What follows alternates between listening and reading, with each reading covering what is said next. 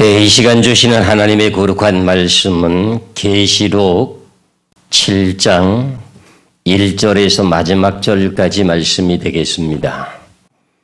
계시록 7장 1절에서 마지막 절까지인데 1절에서 4절까지만 봉독하겠습니다. 계시록 7장 1절에서 4절까지를 봉독합니다.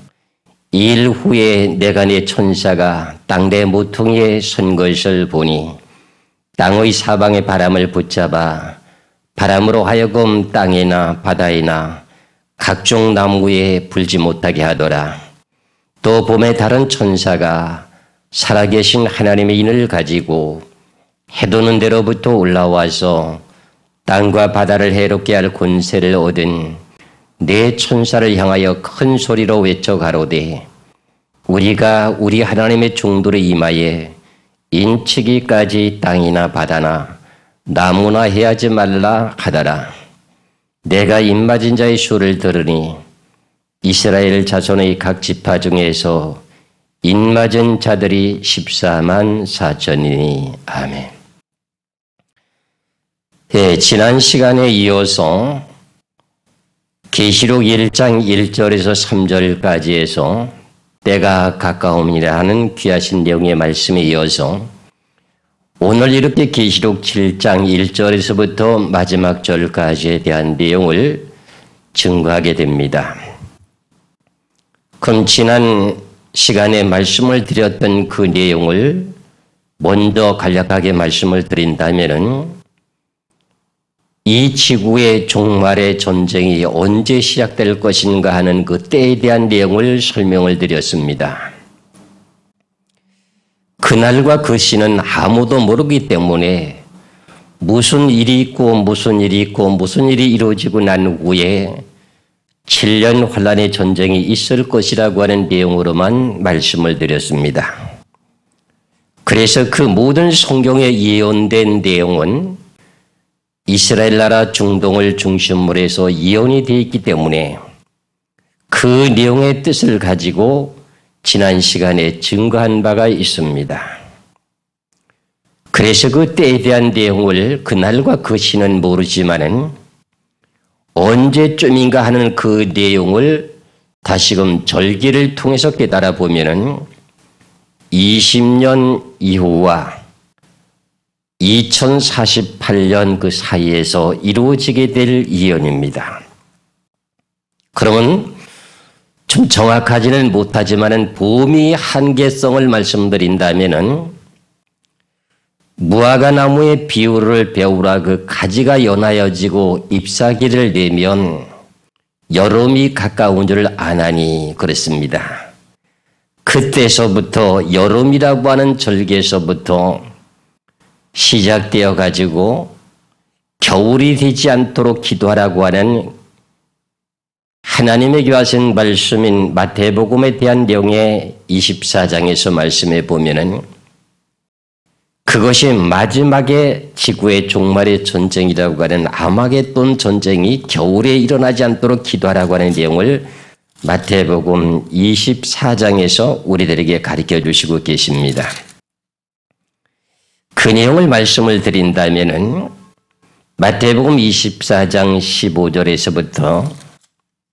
15절에서부터 28절까지의 예언의 말씀은 유대 땅에 있게 될 아마겟돈 전쟁에 대한 내용의 예언입니다.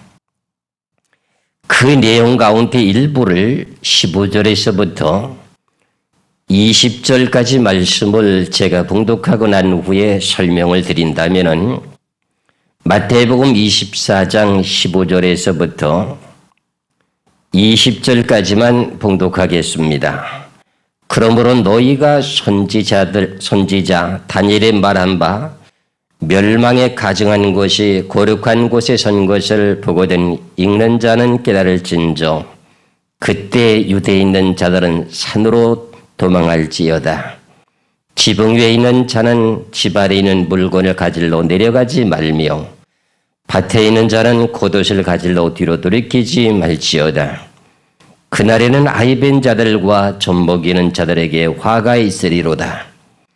너의 도망하는 일이 겨울이나 안식일에 되지 않도록 기도하라. 이 내용의 말씀이 마태복음 24장 15절에서 28절까지 이 내용의 말씀이 창세 이후에 없었던 큰 환란이라고 하는 지구의 7년 환란의 마지막 전쟁이라고 하는 아마겟돈 전쟁에 대한 내용의 예언입니다. 그런데 지난 시간에 말씀을 드렸던 마태복음 24장 32절에서 무화과 나무의 비유를 배우라. 그 가지가 연하여지고 잎사귀를 내면 여름이 가까운 줄을 아나니 하면서 말씀을 드렸습니다. 그러면 이스라엘 나라에 무화과 나무의 비유를 배우라고 하시면서 무화과 나무의 가지가 연하여지고 잎사귀를 내면 여름이 가까운 줄 알라고 했습니다. 그러면은 여름이 지나면서 이스라엘 나라 땅에는 겨울로 바로 들어가게 되지요. 그러면 겨울이 되지 않도록 기도하라고 하는 그 내용의 말씀이 즉 뭐냐? 이스라엘의 절기 가운데 추수감사절이라고 하는 초막절이라고 하는 내용이 7월 15일에서부터 21일까지 있게 되지요. 그때가 겨울이 들어가게 시작되는 겁니다. 모든 곡식의 알곡을 거두어서 창고에 들이고 우리 한국어로 말하면 추수감사주를 지키는 그때가 겨울이 되죠. 그러면 그때가 되기 전에 그렇게 겨울이 되기 전에 기도하라고 하는 내용, 유대 땅에는 이스라엘 백성들이 산으로 도망하게 될 때가 있는데 그것이 아마겟돈 전쟁에 예루살렘 성의 돌 위에 돌 하나도 남지 않게 될 때 그런 일들이 벌어지게 될 때 이것이 겨울이나 안식일이 되지 않도록 기도하라고 하는 그 내용의 말씀이 우리들에게 마지막 때 되어질 절기를 통해서 깨달을 수 있는 아주 귀한 비밀의 말씀이 뜻이 됩니다. 그래서 앞서서 말씀드렸던 그 내용 가운데 제가 이 지구의 종말이 그날과 그 시는 모르지만 언제쯤에 이렇게 올 것인가 하는 것을 예측한다고 하면은 무화과 나무의 비유를 배우라고 했던 그때 여름에서부터 겨울이라고 한 절기를 따지게 되게 되면 어느 정도 윤곽은 잡히게 됩니다. 그래서 2020년이 넘었으면서 2048년 전으로 이 지구의 종말의 전쟁은 시작되는 것은 분명합니다. 그 내용은 왜서 그러냐 할 것 같으면은 마태복음 24장 32절에서 34절까지 말씀을 보시면은 마태복음 24장 32절에서 34절까지 말씀을 보시면은 무화과 나무의 비유를 배우라. 그 가지가 연하여지고 잎사귀를 내면 여름이 가까운 줄을 아나니 이와 같이 너희도 이 모든 일을 보거든 인자가 가까이 곧 문 앞에 이룬 줄 알라. 내가 진실로 너에게 말하노니 이 세대가 지나가기 전에 이 일이 다 이루리라. 인자가 이 땅에 재림하실 때에 모든 일들이 다 이루어지게 된 이 세대가 지나가기 전에 다 이루어진다는 겁니다. 이 세대라고 하는 것은 무화과 나무의 비유를 배우라고 했던 그 내용을 지난 시간에 말씀드렸던 내용이 이스라엘 나라의 건국을 선포하는 그때를 예언하는 것이라고 하는 것을 지난 시간에 말씀을 드렸습니다. 그 연도를 말씀을 드린다면 1948년도의 일이었습니다. 그럼 지금은 2013년이라고 하는 세월이 흘렀으니까는 65년이라고 하는 세월이 지금 지났습니다. 그러면 이 세대가 지나가기 전에 이 일이 다 이루리라고 했으니까 인자가 오시는 영의 과정이 이 세대라고 하는 것은 한 세대지요. 그러면 1948년에서부터 한 세대라고 하는 것은 100년입니다. 그러면 2048년이 돼야 100년이 되죠. 그런데 성경에서는 그렇게 딱 정확하게 말씀드릴 수가 없는 내용의 이유가 그 날과 그 시는 아무도 모른다고 하는 내용의 진리가 있기 때문에 그 진리와 모든 내용이 상통이 되어야 됩니다. 똑같아야 됩니다. 그렇기 때문에 마태복음 24장 34절에 내가 진실로 너희에게 말하니 이 세대가 지나가기 전에 이 일이 다 이루리라.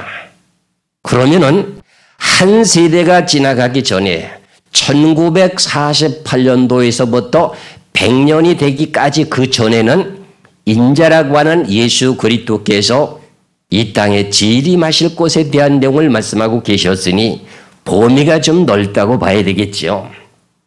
그런데 제가 시대적인 내용을 말씀을 드릴 때 구약에 대한 내용의 절기는 지금 말씀을 드리지 못했는데 그것도 말씀을 드린다면 좀 시간이 많이 가야 됩니다. 그런데 여러분들에게 지난 시간에는 계시록 7장 1절에 내 천사가 땅에 내 모퉁이에 서는 것까지만 말씀을 드렸습니다.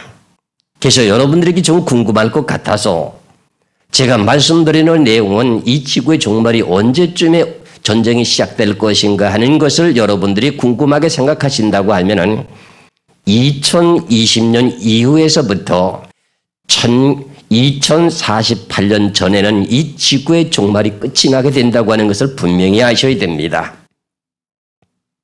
여기까지만 말씀을 드리고 오늘 이제 계시록의 7장으로 넘어가면서 지난 시간에 이어서 말씀드린 내용을 연결시켜서 말씀을 드리다 보니 앞에 있었던 계시록 1장도 전체적인 것을 말씀을 다 못 드렸고 2장과 3장과 4장과 5장과 6장도 말씀을 드리지 못한 채 계시록 7장으로 지금 넘어오게 되는데 계시록 7장이라고 하는 내용의 자체는 앞서서 말씀드렸던 지난번에 말씀을 드렸던 내용처럼 이스라엘 백성들이 이방 나라에 한 사람도 남지 않고 고향 땅인 고토로 다 돌아가고 난 후에 이루어지게 될 내용이 계시록 7장 1절에서부터 8절까지에 대한 내용이 뜻이 됩니다. 그래서 그것을 제가 연결시키다 보니까는 계시록 7장으로 넘어오게 되었습니다. 그러면서 계시록 7장에 대한 전체적인 핵심의 뜻이 뭐냐? 전체적인 핵심의 결론이 뭐냐 하는 내용은 우리가 예수 그리스도를 살아서 영접하려면 변화를 받아서 구름 속에 걸어 올려가서 주를 영접해야 되잖아요. 그러면 그때에 죽음을 보지 않고 변화받아서 구원받게 되는 사람들에 대한 내용을 기록한 것이 계시록 7장의 전체적인 내용입니다. 그러면 우리가 예수 그리스도를 영접하기 위해서 구름 속으로 끌어 올려가야 되는데 구름 속으로 끌어 올려가서 주를 영접하게 되면 우리는 죽음을 보지 않지요. 요한복음에서 말씀하신 내용처럼 무릇 살아서 나를 믿는 사람은 영원히 죽지 아니하리니 이것을 너희들이 믿겠느냐고 하셨던 말씀처럼 우리들이 지금 죽음을 보지 않고 영원토록 살게 될 사람 변화인에 대한 구원의 자체를 설명하신 내용이 계시록 7장입니다. 그럼 여기서 이렇게 결론을 말씀을 드리고 계시록 7장을 말씀을 드리면서 1절에서부터 지금 8절까지는 유대인들이라고 하는 이스라엘 백성들이 지금도 이방 나라에 많이 살고 있는데 그 백성들이 고향 땅으로 다 돌아가고 나야 7년 환란의 전쟁이 벌어진다고 하는 것을 지난 시간에 분명히 말씀을 드렸습니다. 그러면 고향 땅으로 유대인들이 이스라엘 백성들이 다 돌아가고 나면은 이스라엘의 12지파들 가운데 1만 2천인씩 인을 칠 수 있는 그 내용이 이루어질 수가 있는 것이죠. 여기서부터 여러분들이 14만 4천인이라고 하는 이 내용의 뜻이 상징적인 숫자로 풀이를 해야 되느냐 아니면은 성경에 기록된 문자적인 14만 4천인에 대한 내용으로 성경을 해석해야 되느냐 하는 내용이 이제 논란이 되고 지금까지도 확실치가 않은 내용들로 여러분들이 인식하고 있습니다. 그럼 제가 하나님 앞에 은혜를 받고 깨달은 내용을 그대로 여러분들에게 전달시켜 드린다면은 제가 말씀을 드리고자 원하는 내용의 뜻은 문자적인 그 내용 그 뜻대로 그 숫자입니다. 그러면 이 내용의 뜻을 잘못 오해하다 보면은 구원받게 될 성령의 인을 치는 것에 대한 내용을 하나님의 종들의 이마에 인을 친다고 하니까 이게 혼동이 돼가지고 특별히 또 목사님들에게 인을 치는 것이 아닌가 이렇게 오해하는 내용도 있습니다. 그런데 성경의 말씀에 대한 내용의 문맥의 전체적인 내용을 놓고 보니까 그렇지가 않고 이스라엘 백성들에게 인을 치게 되는 내용입니다. 그럼 지금 이 말씀을 듣는 모든 분들이 왼고개를 돌리고 갸우뚱하며 다른 생각을 가지고 이상하게 생각할 수도 있을 것입니다. 분명히 하나님의 종들이라면 주의 종이라고 하는 목사들을 보고 대상을 말씀하고 있는데 이스라엘 백성들이라니 하면 벌써 이렇게 의아하게 생각할 수 있을 것입니다. 그러면 그 내용을 제가 성경을 따라서 풀어서 해석드리면 맞고 안 맞는 것은 여러분들이 받아들이는 내용의 판단에 맡기겠습니다. 그럼 먼저 이제 계시록 7장 1절의 말씀을 보고 난 후에 설명을 드리겠습니다. 계시록 7장 1절에 이일 후에 내가 내 천사가 땅에 내 모퉁이에 선 것을 보니 땅의 사방의 바람을 붙잡아 바람으로 하여금 땅이나 바다이나 각종 나무에 불지 못하게 하더라 그랬습니다. 그러면은 2일 후에 내가 내 천사가 땅에 내 모퉁이에 섰다고 하는데 땅에 내 모퉁이가 어딘가 하는 것을 지난 시간에 말씀드렸다시피 애굽강에서부터 유브라데 강까지 이스라엘 나라 백성들 아브라함에게 약속했던 너의 후손들에게 주기로 약속했던 가나안 땅을 보고 말씀하신 내용입니다. 지난 시간에 말씀을 드렸다시피 창세기 15장을 통해서 하나님께서 아브라함을 불러서 가나안 땅으로 이끌어 인도해 놓고 난 후에 네가 쓰는 이 땅을 너와 네 후손들에게 주기로 내가 마음을 먹고 너를 이끌어서 이곳까지 이끌어 인도해 놓으라 그랬더니 아브라함이 하나님께 말씀을 드리기를 그럼 무슨 증거로 나와 내 후손이 이 땅을 유업으로 받을 수 있을 것입니까 하고 질문을 드렸더니 지금 창세기 15장에서 말씀하시기를 짐승을 잡아서 바치라고 하고 새를 잡아서 바치라고 했었습니다. 그런데 짐승의 배는 전부 다 잘 이렇게 제물로 바쳐지도록 준비가 되었었는데 비둘기의 배는 가르지 않아가지고 비둘기 속에는 그 모든 불순물이 들어있는 것을 제거하지 못하게 됨으로 말미암아서 하나님의 그 제물을 받아들이지 않았습니다. 그래서 날이 어두워지면서 하나님의 음성이 아브라함에게 들리기를 아브라함아 아브라함아 정녕 네가 알라.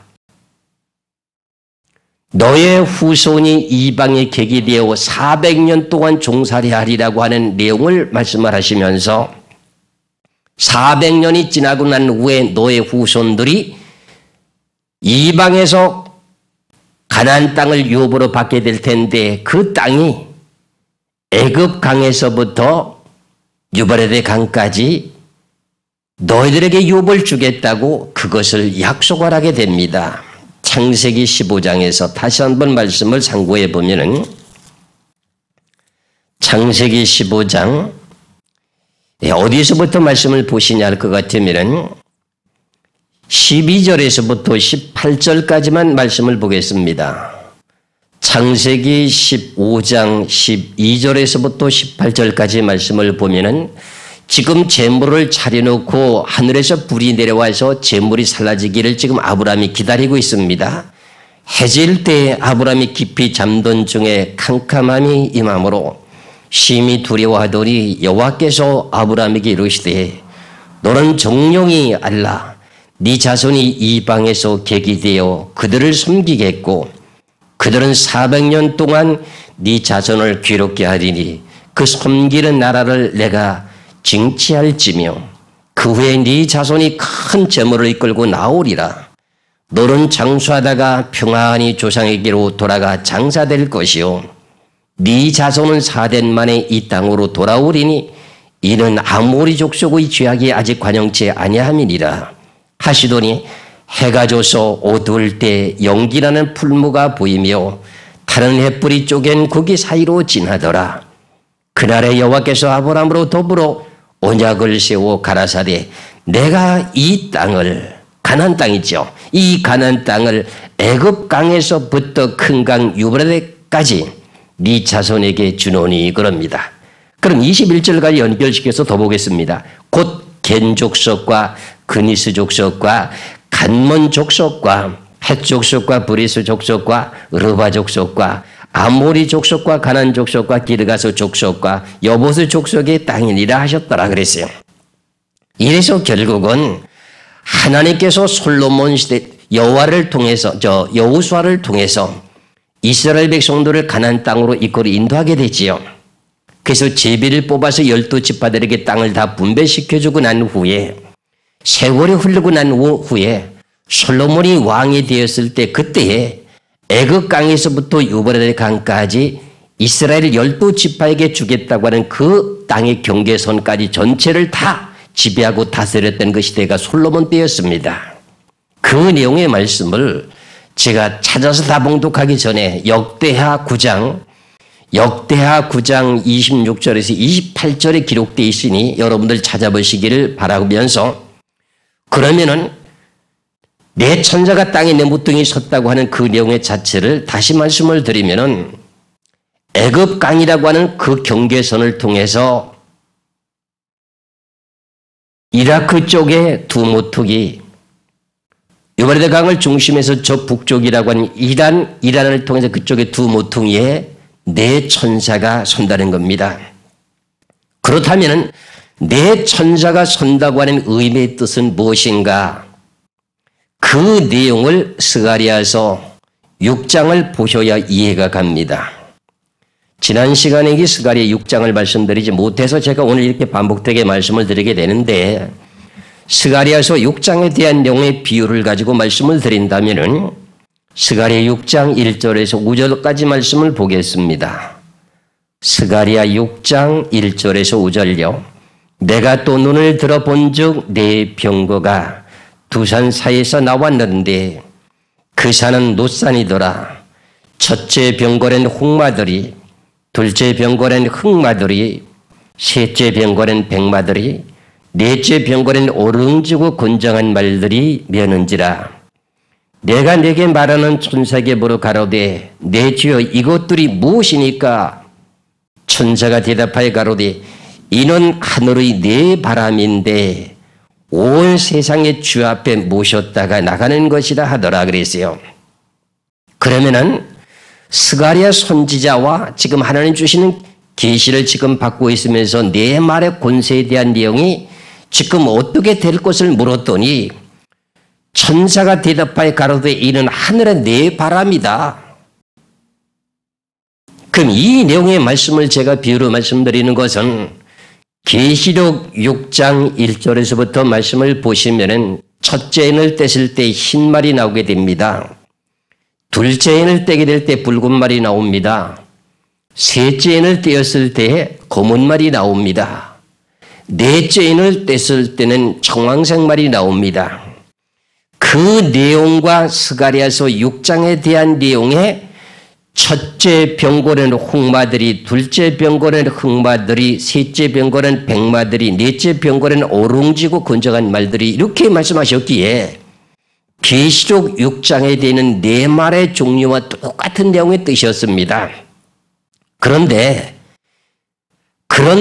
이 내용이 무엇이냐고 지금 스가랴 선지자가 하나님께서 주신 계시를 주는 천사에게 물었더니 이것은 하늘의 내 바람인데 온 세상의 주 앞에 모셨다가 나가는 것이라고 하면서 설명을 합니다.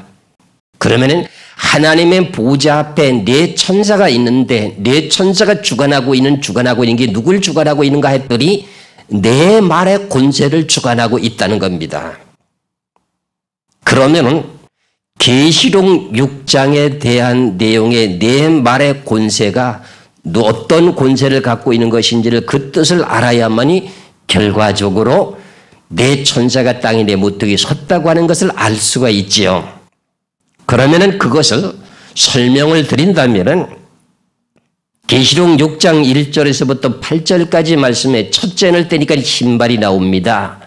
흰발은 예수 그리스도의 권세라고 합니다. 그 나라적으로 말하면은 이스라엘 나라입니다. 영적으로 말하면 전 세계 예수 그리스도를 믿는 모든 백성들이 포함되어 있습니다. 그 다음에 둘째 인을 띄었을 때는 붉은 말의 권세가 나오게 됩니다. 붉은 말의 권세라고 하는 것은 결과적으로 누구냐? 공산주의 사상을 갖고 있었던 북방의 도갈마 족속이라고 하는 그 계통입니다. 그 다음에 셋째 인을 띄었을 때는 검은 말이 나옵니다. 검은 말이라고 하는 내용은 누구냐? 지난 시간에 말씀을 드렸다시피 중동에 있는 아랍공화국의 백성이라고 하는 이슬람 백성들입니다. 그리고 넷째 인을 뗐을 때 청황색 말이 나오는데 청황색 말은 자본주의 국가의 최고 전 세계를 장악하고 있는 미국이라고 하는 나라라고 하는 것을 말씀을 드렸습니다. 그럼 붉은 말에 대한 내용에서 여러분들이 자세히 알고 있지 못해서 다시금 제가 말씀을 드린다면은 러시아를 중심한 공산당의 세력에 대한 권세를 말하게 됩니다. 그럼 이것을 이제 계시록의 9장에 가서 이제 유발당이 결박한 내 천사를 놓아주라고 하면서 7년 환란의 전쟁이 시작되게 될 때에 그 내용을 더 자세히 말씀을 드린다고 하면은 그때 가서 자세히 말씀드리기로 하고, 그러면 계시록 7장 1절에 있는 내 천사가 땅의 내 모퉁이에 섰으면은 내 천사가 무슨 말을 주관하고 있다는 거지요? 내 말의 권세자들을 주관하고 있다는 겁니다. 그렇다고 하면은 왜 내 모퉁이의 유브라데 강을 경계로 해서 남쪽이라고 하는 이집트 지역으로 두 자리, 그 다음에 유브라데 강을 중심으로 해서 그 경계선을 통해서 저 유럽 쪽으로 어떻게 돼요? 이란 쪽으로 두 모퉁이. 그래서 네 모퉁이가 되는 겁니다. 그래서 결과적으로는 북쪽 지역에 있는 그 지역에 있는 군인의 병력이 누군가 할 것 같으면은 붉은 말의 권세와 검은 말의 권세가 자리를 잡게 됩니다. 그리고 유브라데 강을 중심으로 해서 애굽 쪽 남쪽으로는 흰말의 권세와 청황색 말의 권세라고 하는 미국이라고 하는 나라가 지금 자리를 잡게 되게 됩니다. 이런 것이 이루어지게 될 때에 그럼 결과적으로 네 말의 권세가 네 말이 서로 간에 각자 다투고 싸우게 되면 오합지졸이 되지요. 그러니까 결과적으로는 이 내용의 자체가 지금 우양군과 좌양군으로 나눠지면서 이 전쟁이 벌어지게 되게 됩니다. 그래서 이런 내용을 여러분들이 먼저 분별하고 이해가 가야만이 제가 오늘 설명드리는 내용이 이해가 갈 것 같아서 말씀을 드린다면은 에스겔서 21장을 찾으시면은 우양군과 좌양군으로 나누고 되는데 우양군과 좌양군으로 나눠지게 되는 이 내용이 땅의 네 모퉁이 서는 위치가 됩니다. 에스겔서 21장 14절에서부터 16절까지 말씀을 보겠습니다.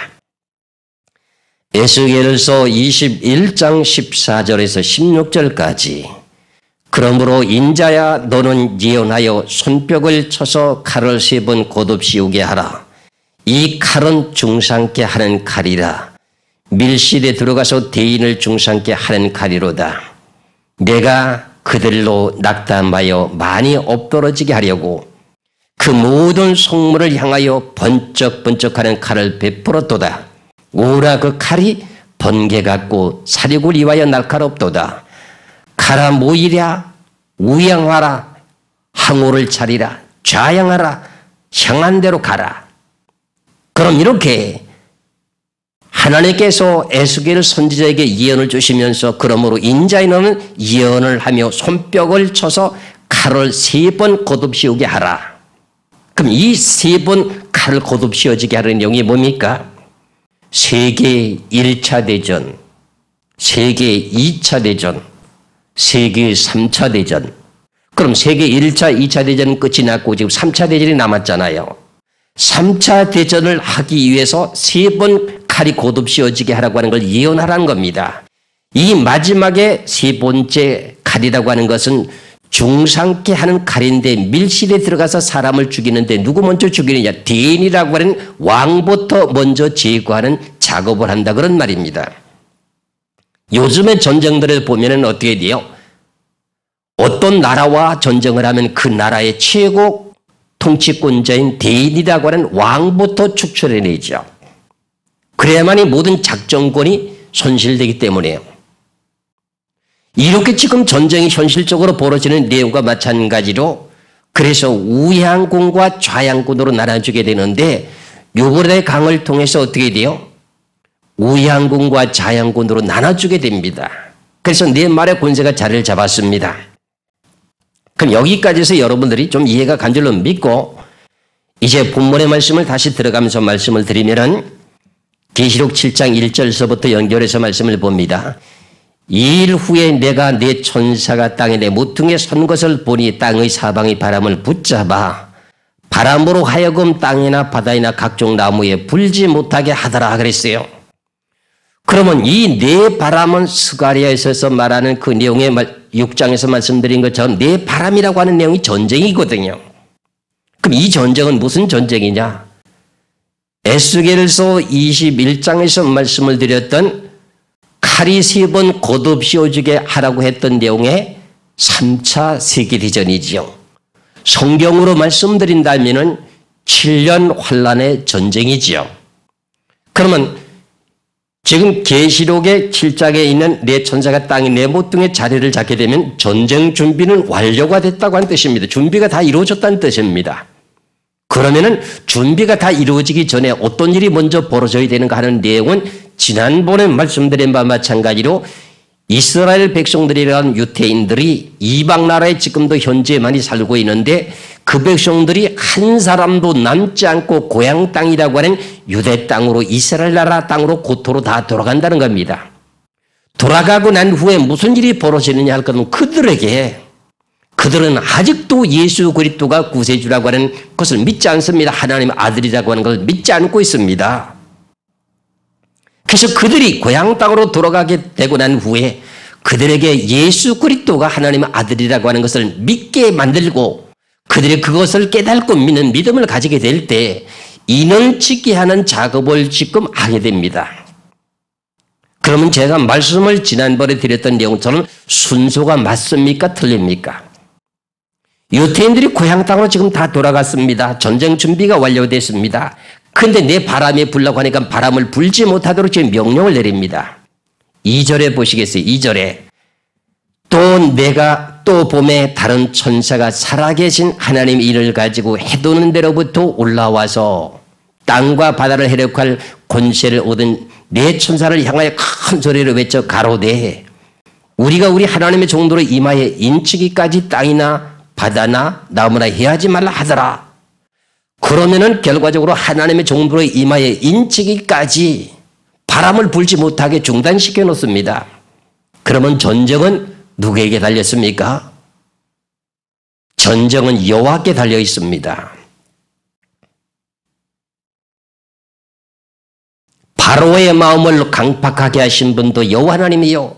그의 마음을 유하게 하는 것도 여호와 하나님이시요. 나라의 전쟁을 하게 만들기 위해서는 사람의 마음을 감동시켜서 강팍하게 만들어서 서로 간에 대적하게 만들어서 싸우게 되는 것이 하나님의 뜻입니다. 그래서 이 네 천사가 네 말의 권세를 지금 자리를 잡고 있는 것을 잠시 멈추게 만들고 결국은 해돋는 데로부터 올라와서 살아계신 하나님의 인을 가지고 인치는 작업을 하고 난 후에 바람이 불든지 그때 가서 하라 그런 말입니다. 그렇다고 하면은 2절의 말씀 속에서 우리가 깨달아야 될 내용 중에 이제 중요한 내용이 살아계신 하나님의 인을 가지고 해도는 데로부터 올라와서 그리고 우리가 우리 하나님의 종들의 이마에 인을 친다고 하는데 이 내용의 의미의 뜻이 뭔가? 어렵게 생각하면 너무너무 어렵고요. 쉽게 생각하면 쉽게 답이 나오고 그렇습니다. 그러면은 오늘 본문 속에서 말씀하시는 문맥의 전체적인 내용을 놓고 보니까는 또 봄에 다른 천사가 살아계신 하나님의 인을 가지고 해도는 데로부터 올라왔다 이렇게 말합니다. 해도는 데면 어디입니까?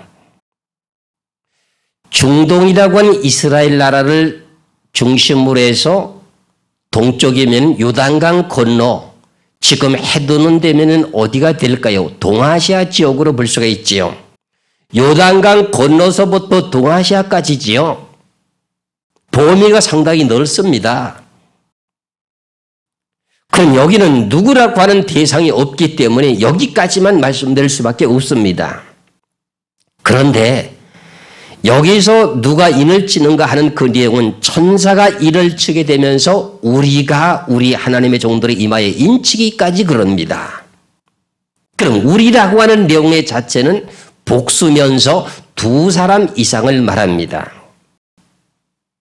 그러면 결과적으로 어떻게 해야 인을 치게 되고 어떻게 돼야 인을 받게 되는지에 대한 과정을 알아야만이 이 내용이 이해가 갈 수가 있습니다. 그럼 먼저 여기서 살아계신 하나님의 인이라고 하는 내용부터 여러분들이 이해하셔야 되는데 그 내용이 하나님의 인을 가지고 하나님의 종들에게 이마에 인을 친다고 하니까 여러분들 생각하기에는 하나님의 인 하면 하나님의 도장 그러잖아요.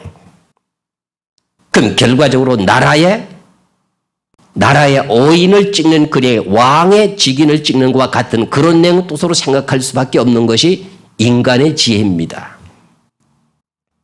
그러면은 이 14만 4천인에게 인을 치게 되는 그 도장을 찍는 인을 치는 하나님의 인을 치는 것은 결과적으로 우리가 예수 그리스도를 믿고 인을 받는 것과는 좀 다른 것이 아닌가 이렇게 생각할 수가 있습니다. 그렇게도 해석을 하는 데가 또 있습니다. 그렇게 해석하는 데가 더 숫자가 많습니다. 잘 보시기 바랍니다. 성경은 자세히 보면 모든 것이 다 답이 다 나와 있습니다. 그러면은 하나님의 살아계신 하나님의 인이라고 하면은 만왕의 왕 되시는 그 도장이라고 하는 도장을 이마에다가 탁 찍게 되면 결과적으로 왕의 도장을 찍는다 이러면 결과적으로 어인을 찍는 거나 마찬가지잖아요. 그럼 14만 4천인들이 그런 왕이 되는 것이 아니냐 이렇게 생각하기 쉽습니다. 그래서 14만 4천일이라고 하는 사람에 대한 뜻을 증거할 때 이 뜻을 증거할 때 지금까지 이단 소리 안 들은 사람들이 없습니다. 다 들었습니다. 그리고 그렇게 또 들을만하게 성경이 또 왜곡됐었습니다. 그러면 잘 보시기 바랍니다. 여기서부터 여러분들이 빗나가면 성경이 오해가 생깁니다. 2절부터 또 봄에 다른 천사가 살아계신 하나님의 인을 가지고 해도는 데로부터 올라와서 그럽니다. 그럼 하나님의 인이라고 하는 것이 뭔지를 먼저 여러분들께 달리면 이 문제가 해결되게 됩니다. 고린도 후서 1장 20절의 말씀을 보시겠습니다. 고린도 후서 1장 20절에서 22절까지 말씀을 보시겠습니다. 이 말씀을 자세히 보셔야 보입니다. 고린도 후서 1장 20절에서 22절까지 하나님의 약속은 얼마든지 그리스도 안에서 예가 되니 그런즉 그로 말미암아 우리가 아멘하여 하나님께 영광을 돌리게 되느니라. 하나님에게 하신 진리는 노가 없습니다. 하나님에게 하신 말씀은 거짓이 없습니다. 그대로 이루어지게 됩니다. 21절에 우리를 너희와 함께 그리스도 안에서 경고케 하시고 우리에게 기름을 부으신 이는 하나님이시니. 그럼 기름을 부었다고 하는 내용은 뭡니까? 구약의 제사장들과 선지자들과 왕들에게 기름을 부었던 내용이 뭡니까? 감람류 기름이었었지요. 그럼 신약에 와서 우리들에게 기름을 부음 받는다고 하는 것은 성령을 받는 것을 보고 말합니다. 그러면 우리에게 기름 부으신 일은 하나님이시니, 그럼 하나님이 우리들에게 지금 성령을 주셨습니다. 22절의 말씀을 잘 보셔야 됩니다. 저가가 하나님입니다. 하나님이 또한 우리에게 인치시고, 그럼 하나님이 인을 쳤다고 하는 것은 하나님이 도장을 찍은 거 맞죠? 그러면서 성령 보증으로 뭘 주었어요? 성령을 주었어요.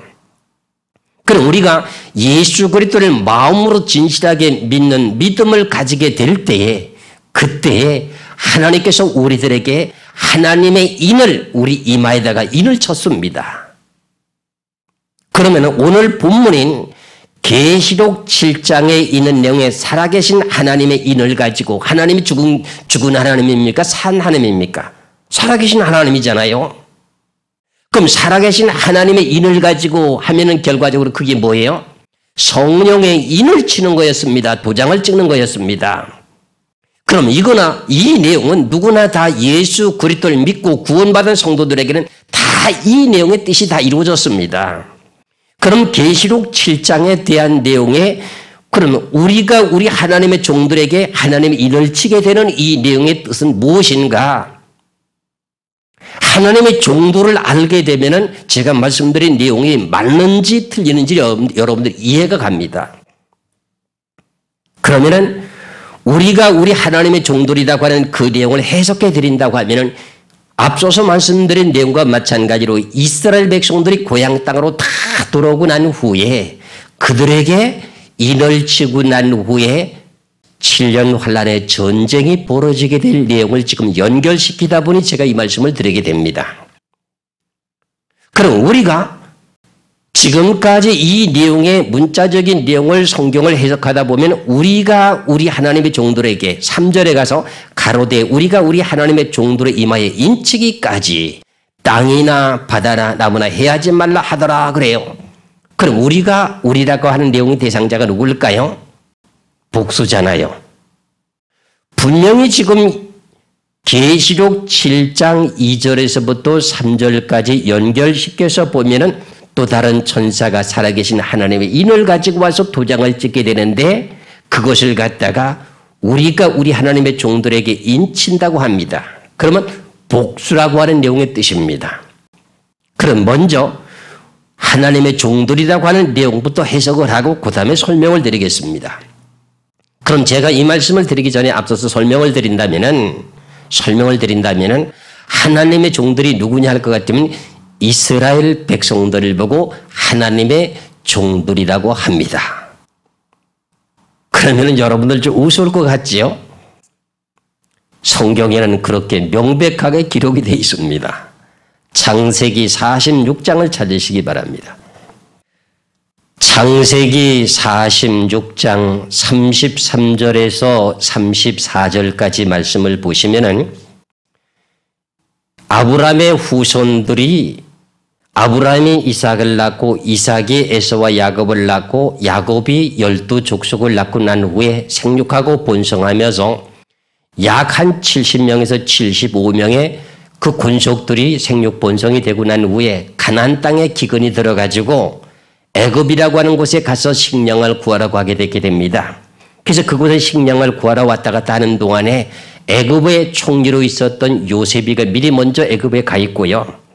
그래서 오고 가는 사이에 창세기 전체적인 내용을 다 설명을 드리길 좀 시간이 걸리고 하니까 간단하게 말씀드리면은 양식을 구하러 애굽에 갔다가 돌아오고 하는 그 내용 가운데 요셉이가 살아서 지금 애굽의 총리가 되었다고 하는 것을 야곱이라고 하는 아버지에게 알리게 됩니다.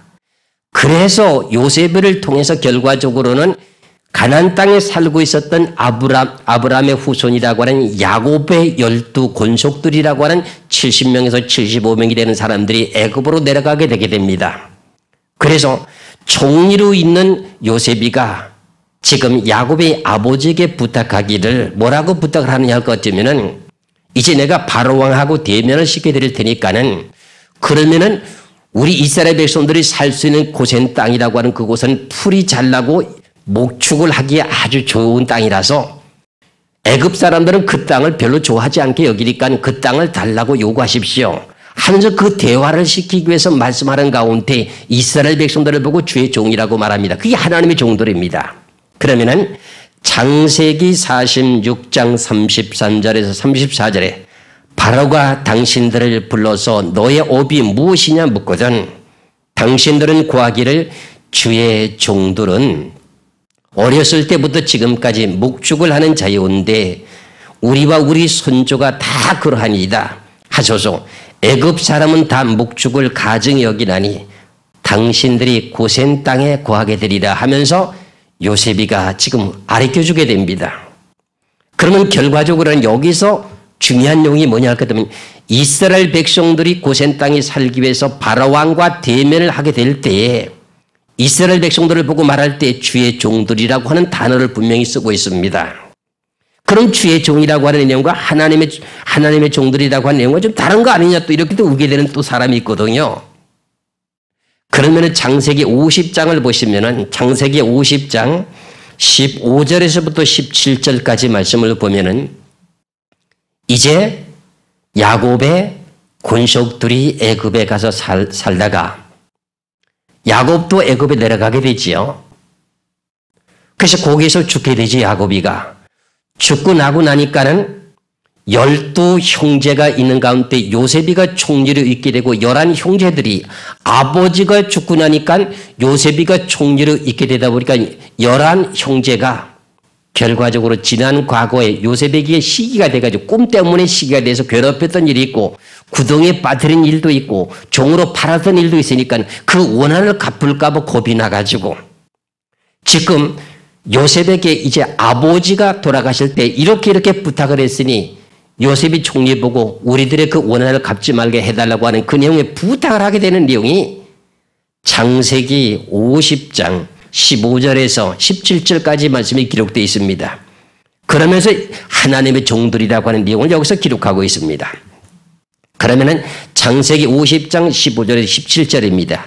요셉의 형제들이 그 아비가 죽었음을 보고 말하되 요셉이 혹시 우리를 미워하여 우리가 그에게 행한 모든 악을 다 갚지는 아니할까 하고 요셉에게 말을 전하여 가로되 당신의 아버지가 돌아가시기 전에 명하여 이르시기를 너희는 이같이 요셉에게 이르라 네 형들이 네게 악을 행하였을지라도 이제 바라건대 그 허물과 죄를 용서하라 하셨나니 당신의 아버지 하나님의 종들의 죄를 이제 용서하시며 그랬어요. 그럼 여기서 당신의 아버지 하나님의 종들의 죄를 이제 용서하소서 하며 요셉이 그 말을 들을 때 울었더라 그랬어요. 그럼 여기서 제가 여러분들의 증거하고자 원하는 내용이 뭐예요? 당신의 아버지 하나님의 종들의 죄를 이제 용서하소서. 하나님의 종들이 누구예요? 아브라함의 후손이었었잖아요. 그러면은 계시록 7장에 말씀드리고자 원하는 내용에 우리가 우리 하나님의 종들의 이마에 인치기까지 바다는 나무나 해하지 말라 하더라. 내가 인맞은 자들의 수를 들으니 이스라엘의 자손의 각 지파 중에서 인맞은 자들이 14만 4천이니 하면은 결과적으로 살아계신 하나님의 인이 무엇인 걸 알았고 그리고 우리가 하나님의 종들의 이마에 인을 친다고 하는 하나님의 종들이 누군가 하는 것도 이제는 알았습니다. 그럼 주의 종이라고 하는 목사가 아니라고 하는 것을 알았습니다. 그러면 여기서부터 이제 계시록 7장에 대한 내용이 좀 이해가 갈 수 있는 내용이 되지요. 그럼 이스라엘에게 각 지파별로 1만 2천씩 인을 치게 되게 되는데 그럼 어떻게 인을 치게 됩니까? 하는 내용입니다. 그럼 어떤 내용의 복음을 증거해 줘야만이 결과적으로는 어떻게 돼요? 이스라엘 백성들이 그 말씀을 받아들이고 뉘우치고 회개해야만이 성령의 인을 치게 되지요. 살아계신 하나님의 인을 치게 되지요. 그럼 에스겔서 9장 3절 4절을 보시겠습니다. 에스겔서 9장 3절 4절에 그룹에 머물러 있던 이스라엘 하나님의 영광이 올라 성전 문지방에 이르더니 여호와께서 그 가는 베옷을 입고 서기관의 먹그릇을 찬 사람을 불러 이르시되 너는 예루살렘 성읍 중에 순행하여 그 가운데서 행하는 모든 가증한 일로 인하여 탄식하며 우는 자의 이마에 표하라고. 그러면 서기관의 먹그릇을 찬 것이 뭐예요? 계시록 7장에 있는 해도는 데로부터 올라와서 그랬죠. 그런 주의 종입니다. 복음을 전하는 주의 종입니다. 이것이 예루살렘 성읍 중에 순행하며 그 가운데 행하는 모든 자에게 가증한 일로 인하여 탄식하며 우는 자에게 표하라는 겁니다. 그러면은 지금도 현재 유태인들이라고 하는 이방에 살고 있는 사람들이 하나님 아들 예수 그리스도가 하나님의 아들이라고 하는 걸 지금 믿고 있습니까? 아직도 율법에 대한 구약의 말씀만을 지금 믿고 있습니까? 지금까지도 아직도 유태인들이라고 하는 백성들은 이스라엘 백성들은 아직도 예수 그리스도가 하나님의 아들이라고 인정을 하지 않지요. 그런데 고향 땅으로 다 돌아가서는 하나님의 말씀을 외치고 증거하게 될 때 그들에게 깨우침을 줘가지고 깨닫게 만들어가지고 결과적으로 탄식하며 울게 만든다는 겁니다. 그렇게 될 때 그럼 복음을 외치고 증거하는 자가 있어야만이 이스라엘 백성들이라고 하는 하나님의 종들이 어떻게 돼요? 뉘우치고 회개하고 탄식할 수가 있어 있지요. 그 다음에 그렇게 될 때 누가 인을 치나요? 천사가 인을 치게 되죠. 그럼 숫자를 정확하게 알 수 있는 내용은 누구라야만 알 수 있나요? 영적인 내용이래야만이 알 수가 있고 영적인 사역을 감당하는 천사라야 정확하게 알 수가 있지요. 사람이라고 하는 사람이 저 사람이 예수 그리스도를 진실하게 믿는 믿음이 있고 탄식하며 우는지를 그걸 어떻게 정확하게 알 수가 있습니까? 외식적으로 가정되게 우는지 아니면은 진실되게 마음으로 깨닫고 뉘우치고 회개하는지를 그 누가 알 수 있습니까? 정확하게. 그러니까 우리가 우리의 하나님의 종들의 이마에 인치기까지라고 하는 내용은 천사는 살아계신 하나님의 인을 가지고 가고 하나님은 이제 해도는 데로부터 주의 종들을 어떻게 해요? 예루살렘으로 보내가지고 어떻게 돼요?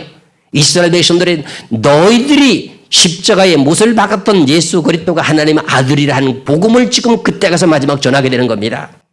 그렇게 될 때 그것을 하나님께서 마음의 문을 열어서 뉘우치고 회개하게 됨으로 말미암아서 천사가 1만 2천씩 각각 다 치게 된다는 내용의 뜻이 성경의 오늘 계시록의 7장입니다. 이 내용의 말씀을 에스겔서 39장에서도 자세하게 또 설명된 내용을 다시 한번 첨부드린다면 에스겔 39장을 보시기 바랍니다. 에스겔 39장 25절에서부터 28절까지가 이스라엘 백성이라고 하는 백성들이 이방 나라에 한 사람도 남지 않고 다 돌아가게 될 내용을 지난 시간에 말씀드렸는데 28절만 제가 한 절만 말씀드렸습니다. 그런데 25절부터 연결해서 보면은 이스라엘 백성들이 그 땅에서 평안히 거하는 중에 자기네들이 뉘우치고 회개하게 되는 내용을 여기서도 지금 기록하고 있습니다. 그러나 에스겔서 39장 25절에서 28절까지 말씀을 보겠습니다. 그러므로 나 주 여호와가 말하노라. 내가 이제 내 거룩한 이름을 위하여 열심을 내어 하나님이 열심을 내서 이스라엘 백성들을 돌아가게 합니다. 열심을 내어 야곱에 사로잡힌 자들을 돌아오게 하며 이스라엘 온 족속에게 긍휼을 베풀지라. 그들이 그 땅에 평안히 거하고 두렵게 할 자가 없게 될 때에 부끄러움을 품고 내게 범한 죄를 뉘우치리라. 하나님께 범한 죄를 뉘우치고 회개한다는 겁니다. 그럼 결과적으로 어떤 일이 벌어지느냐? 오늘 계시록 7장의 일이 벌어지는 거지요. 해두는 데로부터 어떻게 돼요? 예루살렘에 올라와서 우리가 우리 살아계신 하나님의 종들이 이마에 인을 치게 되는데 이스라엘 백성들에게 인을 치게 되게 되는데 너희들이 십자가에 못 박아서 죽였던 그 예수님이 하나님 아들 메시아였다 하는 것을 증거하게 될 때 그때 자기 자신들이 부끄러움을 품고 내게 하나님께 범죄한 죄를 뉘우치고 회개하게 된답니다. 그래서 27절에 곧 내가 그들을 만민 중에서 돌아오게 하고 적국 중에서 모아내어서 열국 목전에서 그들로 인하여 나의 거룩함을 나타낼 때라. 전에는 내가 그들로 사로잡혀 열국에 이르게 하였거니와 후에는 내가 그들을 모아서 고토로 돌아오게 하고 그 한 사람도 이방에 남기지 아니하리니 그들이 나를 여호와 자기들의 하나님인 줄 알리라. 그럼 이렇게 하나님께서 역사하시는 이 내용의 말씀의 뜻대로 지금 이것이 다 이루어져야 됩니다. 아직 안 이루어졌습니다. 그럼 오늘 계시록 7장에 대한 내용이 앞에서 성경에 기록된 모든 내용이 바르게 분별이 돼야만이 성경에 대한 내용이 다 풀려지게 되는데 오늘 계시록 7장에서 말씀하시는 내용이 땅의 네 모퉁이에 네 천사가 자를 잡고 서고 바람을 불지 못하도록 다른 천사가 명령을 내리고 그리고 다른 천사가 어떻게 돼요? 살아계신 하나님의 인을 가지고 해도는 데로부터 올라왔습니다. 천사가 그럼 해도는 데로부터 올라옵니까? 천사는 하늘에서 보내서 하나님께 명령을 받아 순종하는 거지요. 그러면 해도는 데로부터 올라왔다고 하는 대상은 에스겔서 9장 3절에서 4절의 말씀을 드렸던 서기관이라고 하는 먹그릇을 찬 자, 하나님의 말씀을 가진 자, 이 성경의 말씀을 가진 자를 지금 어떻게 보내는 거죠. 그러면은 예루살렘 성읍 중에 순행하면서 말씀을 증거하게 되면서 탄식하며 울게 되면은 그때 진실된 마음으로 울고 통곡하는 자에게 누가 인을 칩니까? 천사가 인을 치게 되는 거지요. 그 인은 무슨 인이에요? 고린도후서 1장 20절에서 22절까지 말씀드렸던 22절의 말씀에 하나님의 인이었습니다. 그것이. 그러면은 오늘 본문의 말씀 가운데 계시록 7장 1절에서부터 3절까지 말씀에서 이해가 가신 줄로 믿고 4절의 말씀에 내가 인맞은 자의 수를 들으니 이스라엘 자손의 각 지파 중에서 인맞은 자들이 14만 4천이니 그럽니다. 그러면 지금까지 이 14만 4천이라고 하는 내용을 상징적인 숫자라고 하는 내용이 많이 지금 전파되고 그렇게 증거하는 수가 많다고 분명히 전 말씀드릴 수가 있고 그런 내용을 방송을 통해서도 이미 들은 바가 있기 때문에 제가 이렇게 말씀을 드립니다. 그런데 이 계시록 7장 전체적인 내용을 전체를 쫙 살펴놓고 보면은 이것이 상징적인 숫자가 아니라 그대로 하나님께서 문자적으로 말씀하신 14만 4천이라고 하는 내용의 숫자가 분명히 맞습니다.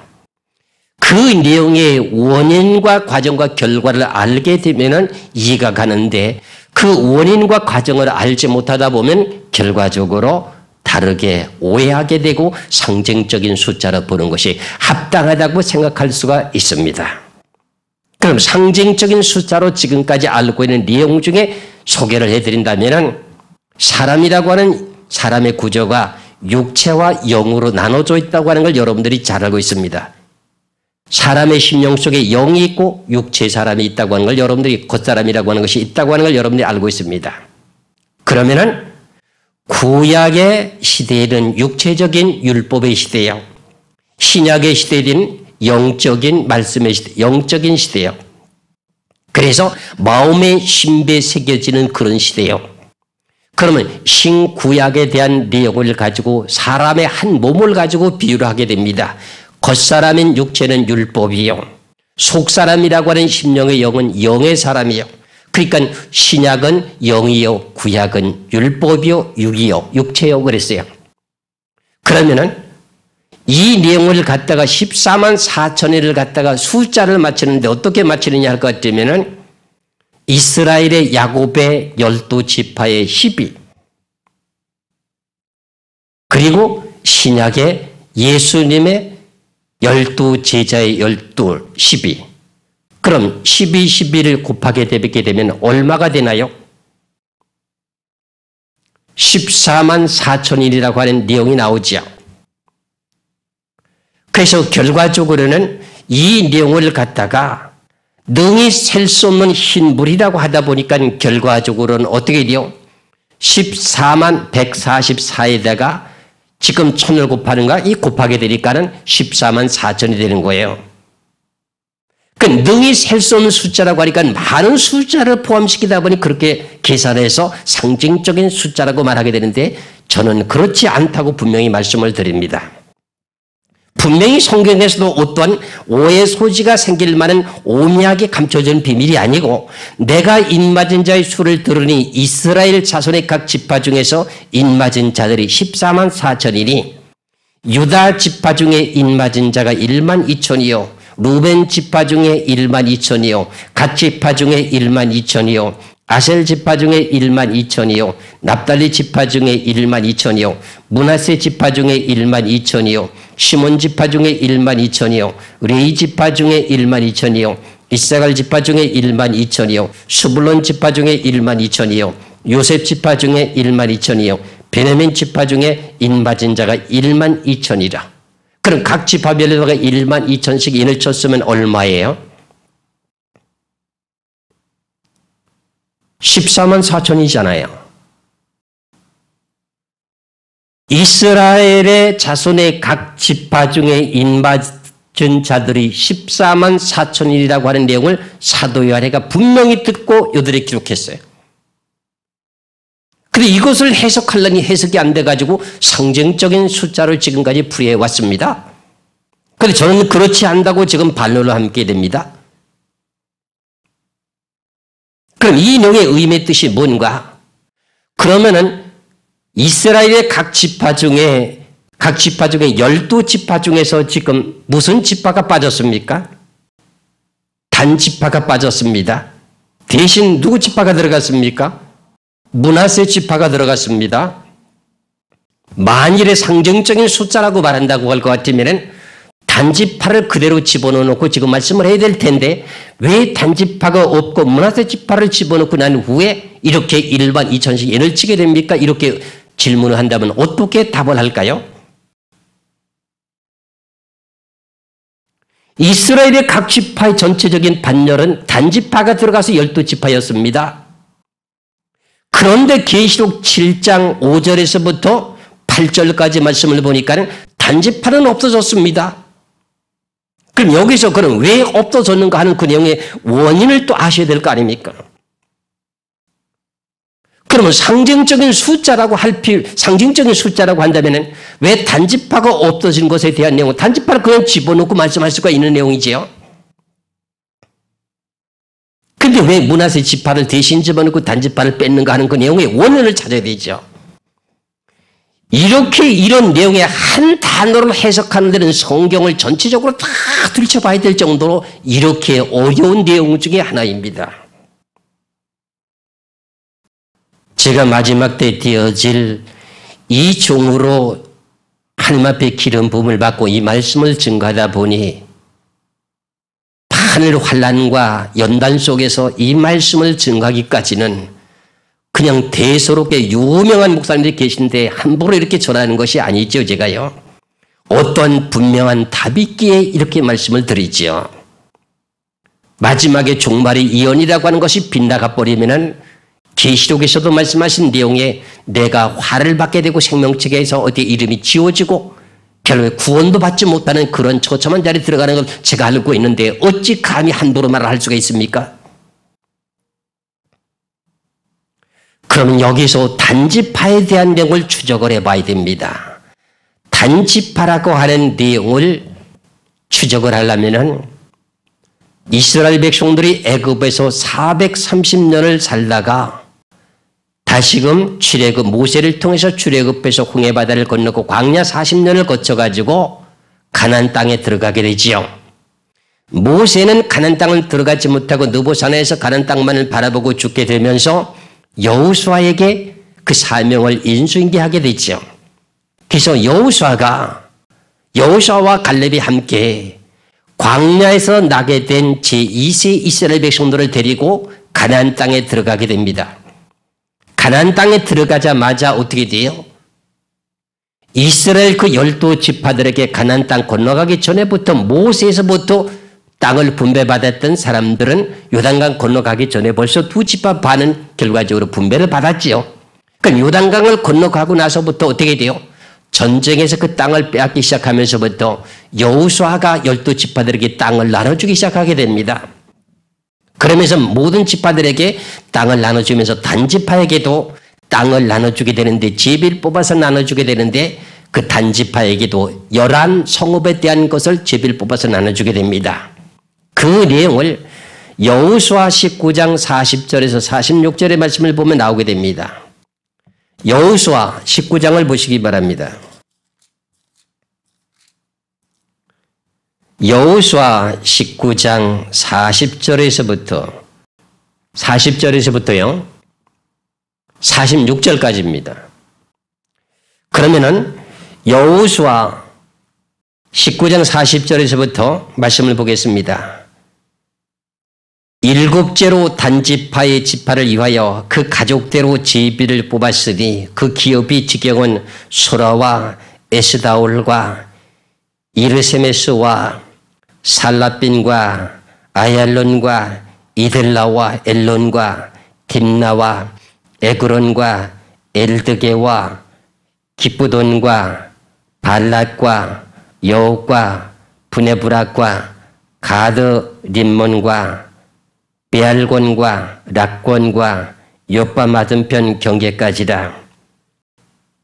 그런데 단자손의 지경이 더욱 확장되었으니 이는 단자손이 올라가서 레센을 쳐서 취하여 칼날로 치고 그것을 얻어 거기 거했습니다. 그 조상 단의 이름을 따라서 레센을 단이라 하였더라. 이 레센이라고 한 지역이 라이스라고 하는 성입니다. 그럼 단지파에게 11성읍을 나눠주는데도 그들이 더 땅을 얻게 된 내용은 뭐예요? 11성읍을 다 차지하고 가서 라이스 성이라고 하는 레센이라고 하는 땅을 더 얻은 것이 아니고요. 결국은 하나님께서 여호수아를 통해서 제비를 뽑아서 단지파에게 나눠준 그 성읍을 차지하지 못하게 된 내용은 아모리 족속이 살고 있는 그 땅이 단지파에게 여러 성읍을 나눠준 땅입니다. 그런데 아모리 족속의 백성들이 더 힘이 세고 강하다 보니 단지파를 물리쳐가지고 어떻게 돼요?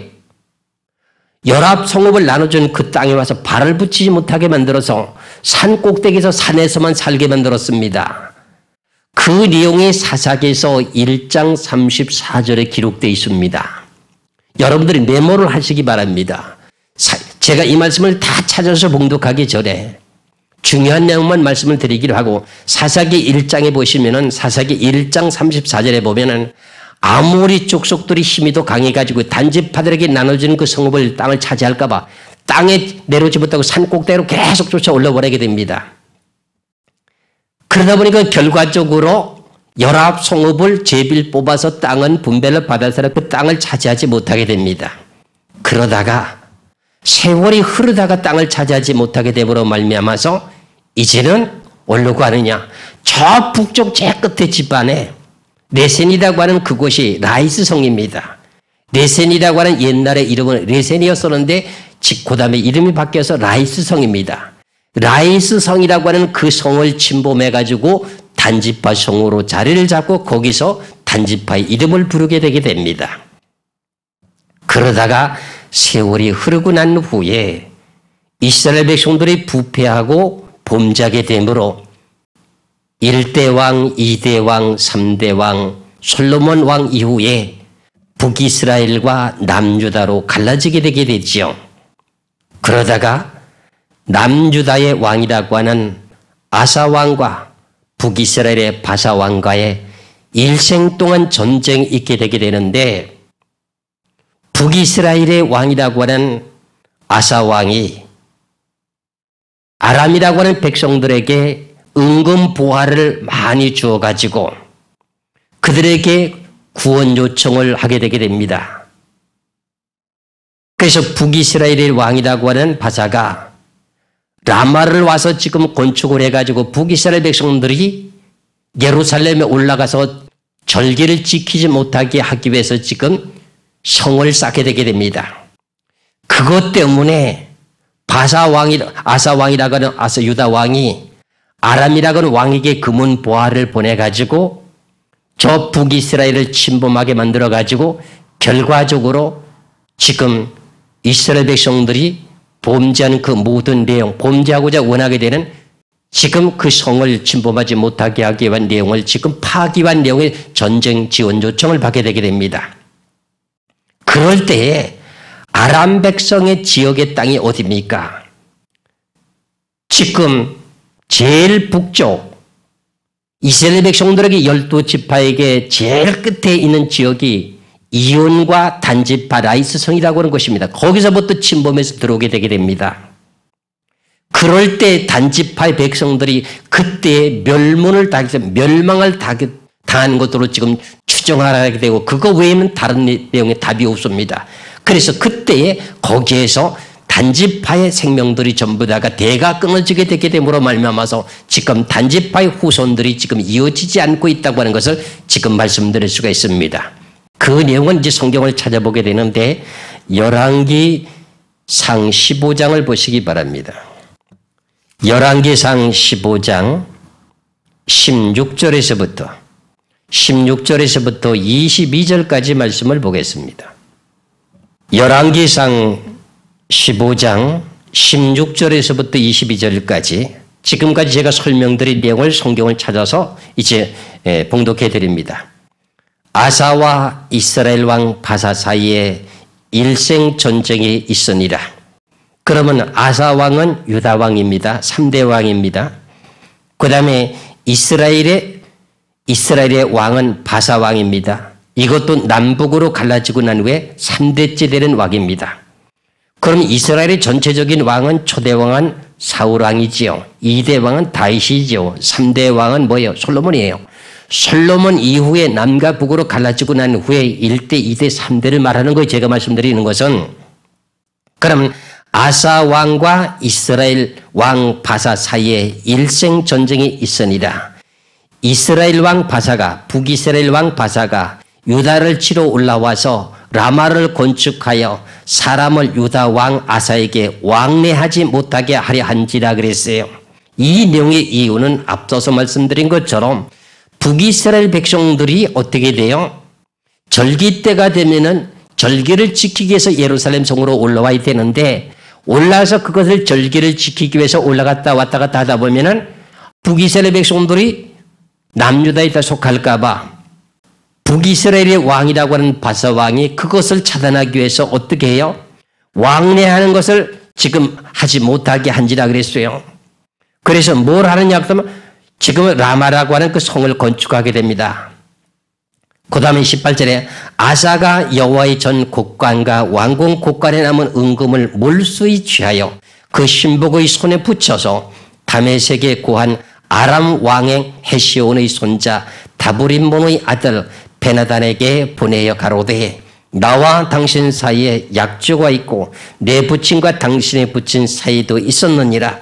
내가 당신에게 은금 예물을 보내었으니 와서 이스라엘 왕 바사와 세운 약조를 깨뜨려서 저로 나를 떠나게 하라 하매 베나단이 아사 왕의 말을 듣고 그 군대 장관들을 보내어서 이스라엘 성도를 치되 이온과 단과 아벨 벳마가와 긴데렛 온 땅과 납달리 온 땅을 쳤더니 그랬어요.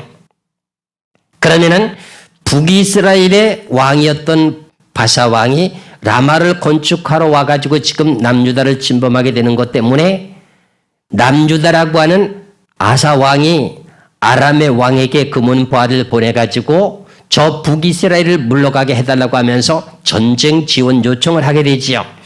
그래서 아람 왕이라고 하는 그 군대 장관들이 침범해서 들어오는 지역이 어디냐 할 것 같으면 이스라엘 나라의 12지파들 중에 제일 끝에 나눠준 그 북쪽의 제일 끝이라고 하는 이온과 단과 그랬어요.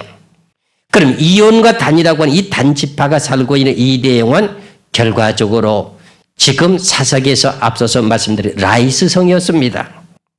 라이스 성을 침범해서 뺏어가지고 단지파가 거기서 지금 살고 있다가 이때에 결과적으로는 단지파의 생명들이 멸망을 당하게 되므로 그 후손들이 지금까지 이어지지 못했기 때문에 결국은 계시록 7장에 단지파의 수가 들어가지 못하고 대신 므낫세 반지파를 집어넣게 된 이유가 오늘 계시록의 7장에 대한 내용을 지금 설명하고자 이 말씀을 드리는 겁니다.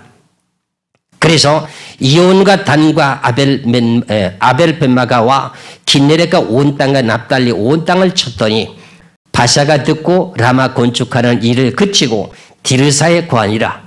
북이스라엘 왕이 어떻게 전쟁이 벌어졌으니까 라마 건축하는 걸 중단하고 도망갔습니다. 그때 22절에 이에 남유다의 아사 왕이 온 유다의 영을 내려서 한 사람도 모면하지 못하게 하여 바사가 라마를 건축하던 돌과 제목을 가져오게 하고 그것으로 베냐민의 게바와 미스바를 건축하였더라 그랬어요. 라마에 건축했던 그 모든 지역에 사람들을 한 사람도 남기지 않고 다 죽이라고 남유다 왕이 영을 내렸습니다. 그래가지고 라마를 건축했던 그 모든 나무와 돌을 가지고 어떻게 오게 되게 됩니다. 그래서 미스바성을 건축하게 되는데, 그럼 여기서 아람 백성들의 지원 요청을 받아가지고 결과적으로 단지파가 멸망을 된 근거가 지금 이 외에는 다른 데 성경이 없습니다. 계시록에 지금 빠져 있게 되고, 그리고 열왕기하 15장의 말씀을 보면은 아수르 왕이라고 하는 왕이 다시금 지금 최고 북이스라엘의 제일 끝이라고 하는 이온과 단이라고 하는 이 지역을 침범해서 들어오게 되면서 북이스라엘을 또 어떻게 돼요? 멸망하게 되지요. 그때도 보면은 그때 북이스라엘을 침범해서 이기게 되는데 그때 포로로 지금 붙잡혀 가게 되는데 그때 붙잡혀 갈 때에 이온과 그 다른 인근 지역에 있는 백성들은 끌려가게 되는데 단지파의 후손들은 끌려가는 것이 없습니다. 그래서 결국은 여기서 지금 멸망을 당했다고 하는 내용의 근거가 되는데 그 내용을 열왕기하 15장을 보시겠습니다. 열왕기하 15장 29절의 말씀 한 절을 보면은 지금 열왕기상 15장 16절에서 22절까지 읽고 난 후의 일입니다. 그럼 단지파가 지금 멸망을 당하고 난 후의 일로 생각하시면서 성경을 보십니다. 열왕기하 15장 29절입니다. 이스라엘 왕 베가 때에, 그럼 북이스라엘 왕 베가 때에 아수르 왕이라고 하는 디글랏 빌레셀이 와서 이온과 아벨 벳마가와 야노아와 게네데스와 하솔과 긴네렛과 갈릴리 납달리 온 땅을 취하고 그 백성을 사로잡아 아수르로 옮겼더라 그랬어요.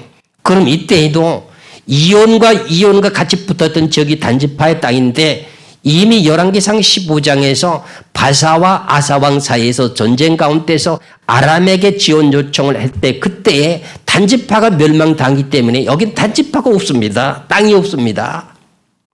그리고 지금 아수르 왕이라고 하는 디글랏 빌레셀이라고 하는 왕이 이온이라고 하는 지역과 아벨 벤바가와 야노아와 게네스와 하솔과 긴네렛과 납달리 온 땅을 지금 어떻게 침범해서 전쟁에서 이기고 나서 그들을 포로로 붙잡혀 갈 때도 단지파가 끌려가는 게 없습니다. 그럼 이렇게 성경에서 이 구절 하나 계시록 7장에 있는 내용에 단지파 하나 빠진 걸 위해서 성경 전체를 다 찾아서 지금 어떻게 역사적인 모든 배경을 다 찾아서 놓고 봤습니다. 그럼 이해가 가십니까? 제가 언젠가는 지금 날짜가 기억이 되지 않습니다만 CBS 기독교 방송국에서 미국의 어떤 신학자가 성경을 깨닫고 있는 내용 가운데 단지파가 없다고 하는 것을 알았는지는 모르겠으나 지금 이 지구상에 단지파의 후손들이 살아있는 데가 어디가 있는가 하는 것을 찾기 위해서 전 세계 방방곡곡을 다 다녔습니다.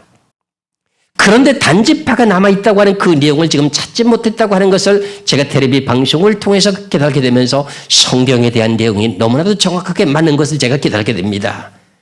아무리 단지파의 후손들을 찾아서 DNA를 조사해봐도 그것은 단지파의 후손이 아니라고 하는 것을 이 신학자가 그것을 연구하러 다니며 일평생 그것만을 연구하면서 다녔던 신학자가 있었는데 그 신학자를 통해서도 단지파가 없는 내용을 알게 되었고요.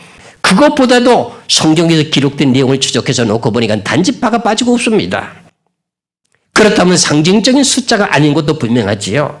그런데 계시록 7장에도 또 단지파가 없습니다. 그럼 단지파가 없어졌다고 하는 내용의 근거가 분명히 맞잖아요.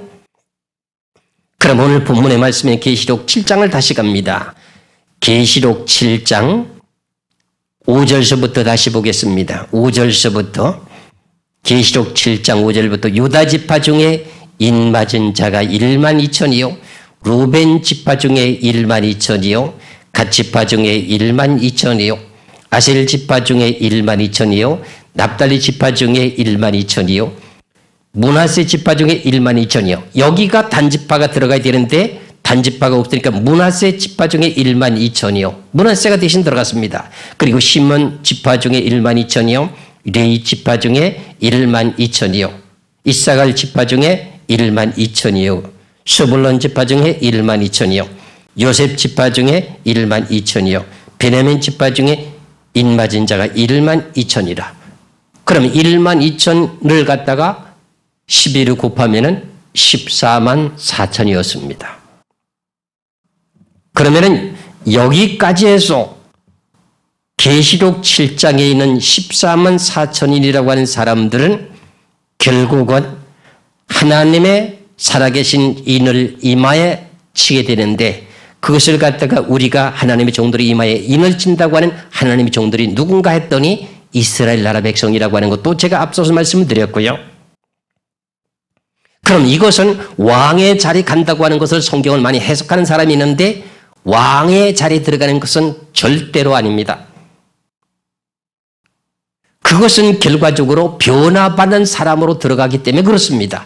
살아서 예수 그리스도를 영접하게 될 대상자가 지금 계시록 7장에 구원받게 될 사람들입니다. 그러면은 이어서 9절부터 15절까지 말씀을 보겠습니다. 계시록 7장 9절에서부터 15절까지 말씀을 보시면은 이스라엘 백성들에게 12지파들에게 인을 치고 난 후에 2일 후에 내가 보니 각 나라와 족속과 백성과 방언에서 아무라도 능히 셀 수 없는 큰 무리가 흰 옷을 입고 손에 종려가지를 들고 보좌 앞과 어린 양 앞에 서서 큰 소리로 외쳐 가로되 구원하심이 보좌에 앉으신 우리 하나님과 어린 양에게 있도다 하니 모든 천사가 보좌와 장로들과 네 생물의 뒤에 섰다가 보좌 앞에 엎드려 얼굴을 대고 하나님께 경배해 가로되 아멘. 찬송과 영광과 지혜와 감사와 존귀와 능력과 힘이 우리 하나님께 세세토록 있을지로다. 아멘 하더라. 장로 중에 하나가 응답하여 내게 이르되 이 흰옷 입은 자들이 누구미요? 또 어디서 왔느뇨?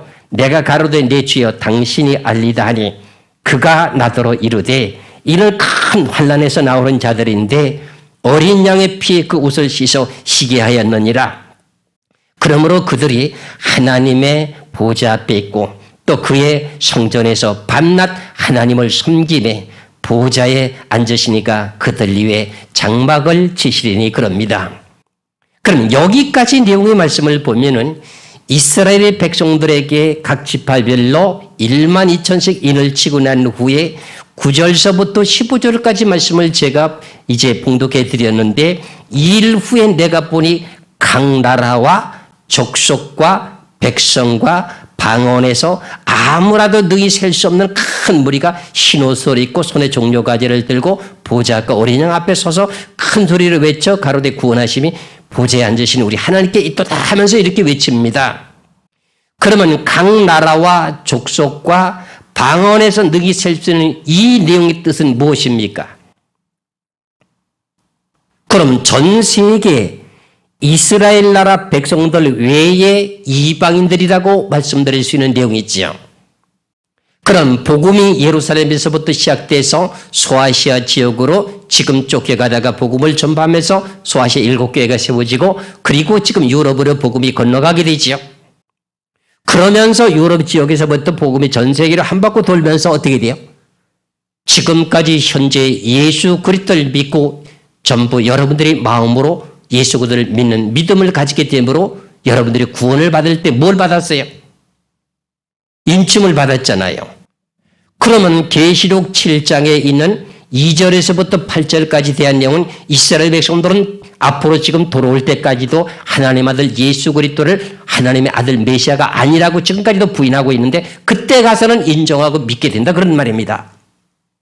그러면 그때 가서 일을 치게 되는 것은 우리 이방인들이 예수 그리스도를 믿는 믿음을 갖게 됨으로 말미암아서 성령의 인을 치는 거나 똑같습니다. 그럼 우리 이방인들이 전 세계 예수 그리스도를 믿는 믿음을 가진 모든 성도들이 지금 각 나라와 족속과 방언에 능히 셀 수 없는 사람들이 종려가지를 들고 하나님 보좌 앞에서 하나님 우리를 구원하셨다고 하는데 그 구원이 어떻게 해서 이루어졌는가 결과를 지금 설명하는데 13절의 말씀을 봅니다. 장로 중에 하나가 응답하여 내게 이르되 이 장로는 계시록의 4장이 나오는 24장로 중에 하나입니다. 이 장로가 사도 요한에게 지금 말하게 됩니다. 장로 중에 하나가 응답하여 내게 이르되 사도 요한에게 이르되 이 흰옷 입은 자들이 누구냐? 각 나라와 족속과 방언에서 능히 셀 수 없는 이 신무리들이 누구냐? 그런 내용입니다. 또 어디서 왔느냐? 내가 가로되 내 주여 당신이 알리다 하니 그가 나더러 이르되 이는 큰 환난에서 나온 자들인데 어린 양의 피에 그 옷을 씻어 시게 하였느니라. 그럼 각 나라와 족속에서 능히 셀 수 없는 이 신무리들이 누구냐? 전 세계 예수 그리스도를 믿고 구원받은 성도들이 큰 환난을 통과해가지고 어떻게 돼요? 어린 양의 피에 그 옷을 씻어 시게 하였다고 말합니다. 그럼 여기서 우리가 예수 그리스도를 믿고 구원을 받은 성도들이 7년 환난 큰 환난을 겪어야 되는가? 아니면 환난 전에 들림을 받아야 되는가? 하는 내용을 지금 우리가 알아야 되지요. 이 문제 때문에 우리 교계가 환난 전, 환난 후, 환난 중 이렇게 지금 성경을 각각 다르게 전가하고 있는데 성경의 하나님의 말씀은 뜻은 하나인데 다르게 전하고 있는 내용을 여러분들이 잘 알고 계실 것입니다. 그러면은 환난 전에 들림 받는 것이 맞느냐? 아니면 환난 후에 지금 들림 받는 것이 맞느냐?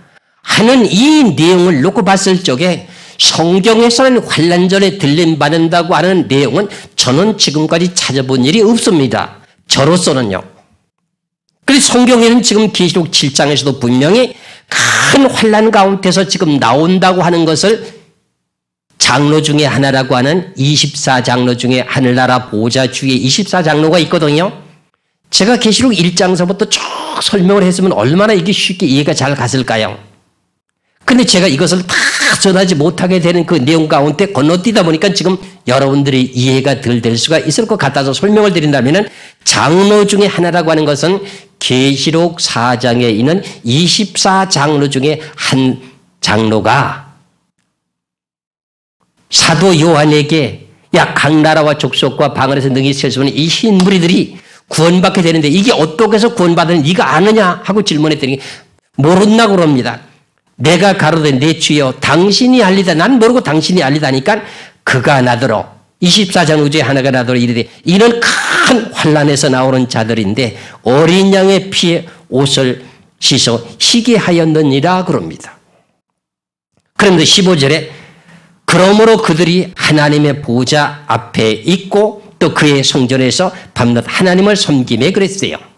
여기서 여러분들이 깨달아야 될 내용이 뭐냐? 큰 환난을 통과해서 구원을 받게 되면 어디 가나요? 하나님 보좌 앞에 가게 되죠. 그런데 이 구원받은 백성들이 밤낮으로 또 하나님 앞을 섬기는데요. 또 그의 성전에서 밤낮 하나님을 섬기는데 구원받은 백성들이 하나님을 밤낮 섬기는데요. 그러면은 이것을 알게 되면은 오늘 계시록 7장에서 말씀하시는 이스라엘 백성들에게 각 지파별로 1만 2천인씩 인을 치게 되는 내용이 상징적인 숫자가 아니라 이 성경에서 기록한 문자 그대로 14만 4천의 숫자라고 하는 것을 여러분들이 인정하고 믿을 수가 있을 것입니다. 여러분들 하늘나라 가서 우리가 하나님을 섬기는 일이 어떤 일입니까? 제가 질문합니다. 찬송이지요? 맞지요? 그럼 하늘나라에 가서도 하나님을 섬기는데 밤낮 하나님을 섬기는데 그것이 뭔가 했더니 찬송을 부르는 일입니다. 그러면은 왜 이렇게 하나님께서 이렇게 말씀하시는가 하는 내용의 이유가 있는데 하늘나라의 영원한 세계라고 하는 예루살렘 세계에서도 12달이라고 하는 것이 있습니다. 그러면 먼저 12에 대한 숫자에 대한 뜻을 제가 말씀드리면은 야곱의 아들을 왜 12를 낳게 만들었는가? 그런데 단지파가 멸망을 당하고 왜 그대로 전지전능하신 하나님은 그 뜻이 아무런 의미가 없다면은 11지파를 그냥 둘 일이지 왜 므낫세 지파를 집어넣어서 12지파를 만들었을까? 그리고 예수님의 제자가 12이었는데 가룟 유다가 예수님을 팔아먹고 죽고 나면은 11사도로 내비두면 될 일을 갖다가 왜 맏자를 집어넣어서 12사도를 만들었을까? 여러분들 그걸 생각해 보신 일이 있습니까? 이것은 창세전부터 예정되어 있던 계획이었습니다. 제가 창세전부터 예정된 것에서부터 성경을 끄집어내면 너무나도 이해가 되고 쉬울 것입니다. 거기까지 지금 끄집어내지 못하는 것이 제가 안타깝고요. 그러면 하늘나라에 우리가 가서도 구원을 받은 백성들이 하늘나라 가서도 하나님을 밤낮 섬기는 일이 찬송을 부르게 되는데 그러면 우리가 천국 가서 그럼 밤낮이 찬송하면 다 부르고 살면 낙이 있습니까? 이렇게 여러분이 질문할 수가 있잖아요. 그래서 하나님은 12지파를 나눠가지고 한 지파가 한 달에 한 번씩 부르게 만드는 내용입니다. 그래서 하늘나라에도 12달이 있습니다.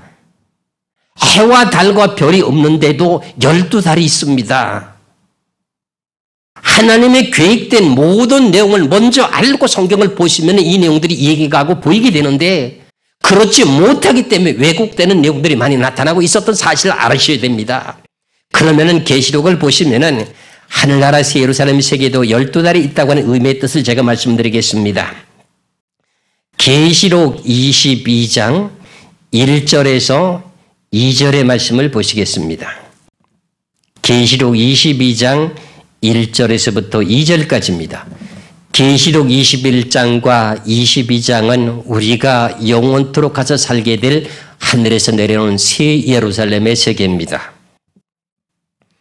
그 세계의 뜻을 기록하는 것이 계시록 21장과 22장입니다. 22장 1절 2절입니다. 또 저가 수정같이 맑은 생명수의 강을 내게 보이니 하나님과 및 어린 양의 보좌로부터 나서 길 가운데로 흐르더라. 강 좌우에 생명나무가 있어 12가지 실과를 맺히되 달마다 그 실과를 맺히고 그 나무 잎사귀들은 만국을 소성하기 위하여 있더라. 그럼 하늘나라 영원한 세계 예루살렘 세계에 가면은 생명나무 과일을 먹게 되는데 그것이 12가지 실과가 맺히는데 달마다 맺히게 됩니다. 그런데 12가지가 맺히면서 달마다 맺히면은 몇 달이 있다는 뜻입니까? 몇 개월이 있다는 뜻입니까? 12달이라고 하는 개월수가 있는 내용에 1년은 우리가 몇 개월입니까? 12달이죠.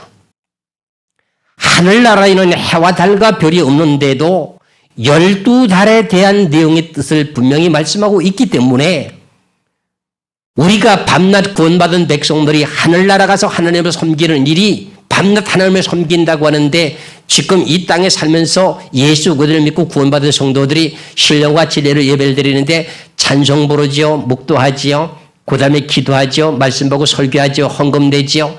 이러면서 우리가 예배를 드리는데 하늘나라 가서도 하나님을 밤낮 섬긴다고 하면 어떻게 섬깁니까 하는 내용의 의문이잖아요. 그 내용의 답은 찬송이에요.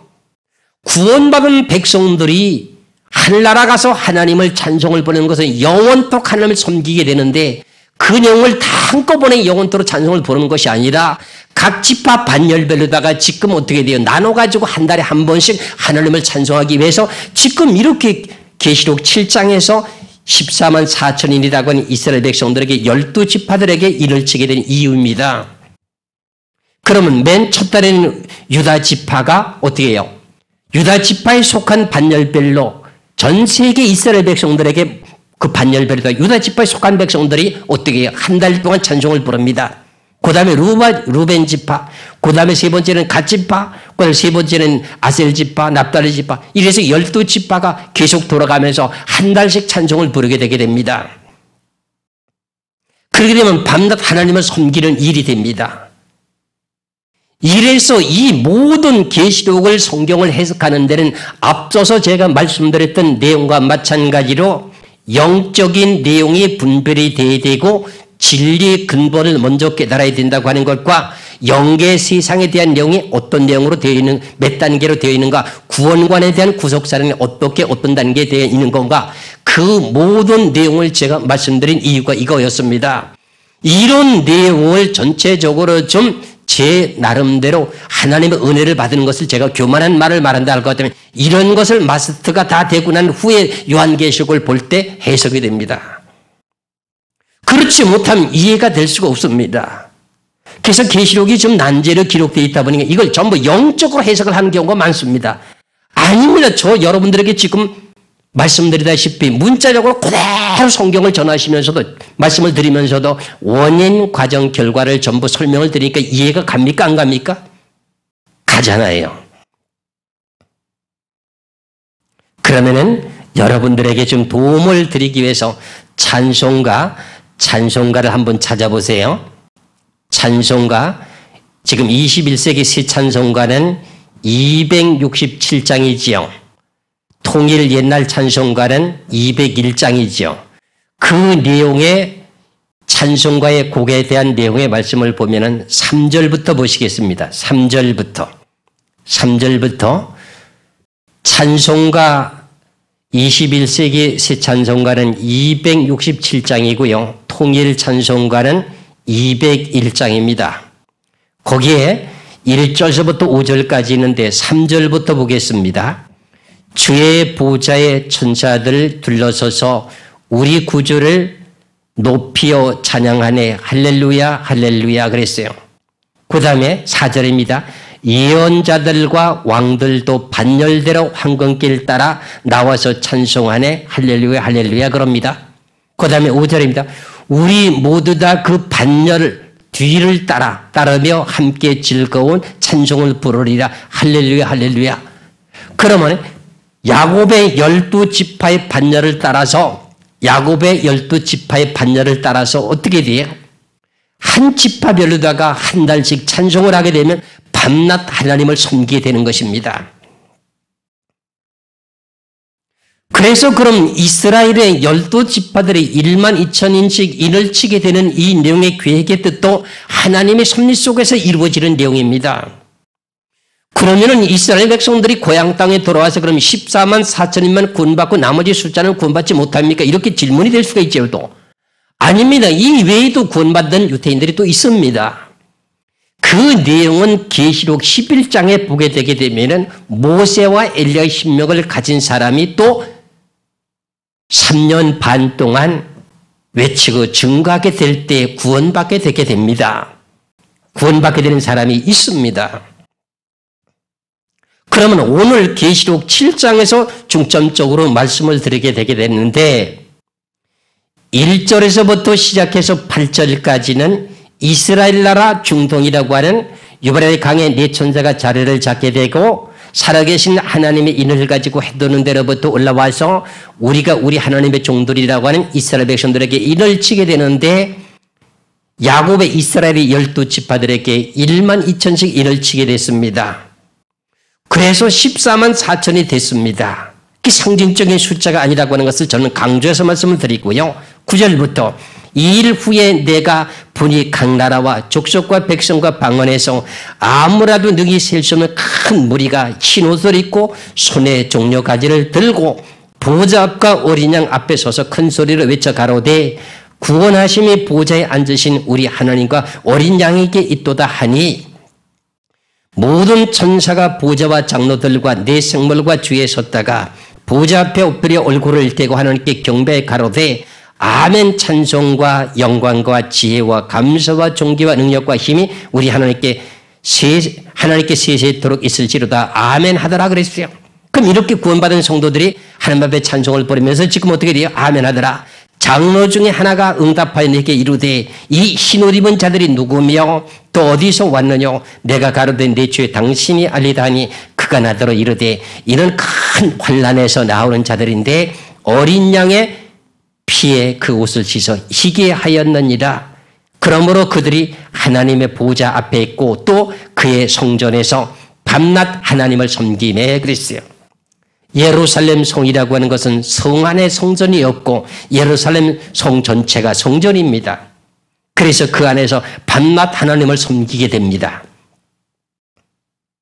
그래서 야곱의 12지파들, 이스라엘의 12지파들의 인을 친 이유를 이제 아시겠지요? 예를 들어서 제가 이렇게 말씀드리면 좀 이해가 가는지 모르겠습니다. 우리도 지금 유교 사상을 가지고 이 세상에 태어난 사람들이 몇 년도에 태어나면 이건 무슨 띠 이러지요. 어떤 사람은 뭐 토끼띠, 어떤 사람은 뭐 용띠, 뱀띠, 뭐 쥐띠, 뭐 이런 띠가 있지요. 그 띠가 몇 가지인가요? 12가지지요. 그럼 이 세상에 그것이 12가지로 반복돼서 돌아가면서 또 몇 년도가 되면 어떻게 돼요? 또 무슨 띠, 그 똑같은 내용입니다. 그러면 유다와 같은 지파의 성격의 소유자를 가진 사람들이 구원받은 백성들이 이방의 백성들 가운데 지금 유다 지파에 속한 그 반열대로 따라서 하나님을 찬송하며 섬기게 됩니다. 그 다음에 루벤 지파와 같은 그런 계통의 사람의 종류의 사람들이 이방 백성들이 구원받으면 루벤 지파의 반열을 따라가게 됩니다. 반열에 속해 있게 됩니다. 그 다음에 반대로 갓지파면 갓지파대로, 그 다음에 아셀지파면 아셀지파대로 이렇게 해서 전 세계 구원받은 모든 백성들이 분류되는 내용이 12지파로도 지금 나눠주게 되는데 12지파로 나눠지게 되면서 한 달에 한 번씩 하나님을 찬송하게 되니 찬송을 부르면서 실증이 나는 것이 아니라 어떻게 돼요? 마음이 기쁘고 즐겁다고 하는 내용입니다. 이것을 계시록 이제 21장과 22장에 가서 성경을 연결해서 말씀을 드리다 보면은 생명수의 강을 마시게 되면 기쁘고 즐거운 것처럼요. 여러분들이 성령 받은 사람들이 하나님의 성호를 찬송하며 영광을 돌릴 때 기쁩니까? 슬픕니까? 기쁘지요. 실증이 나는 것이 아니에요.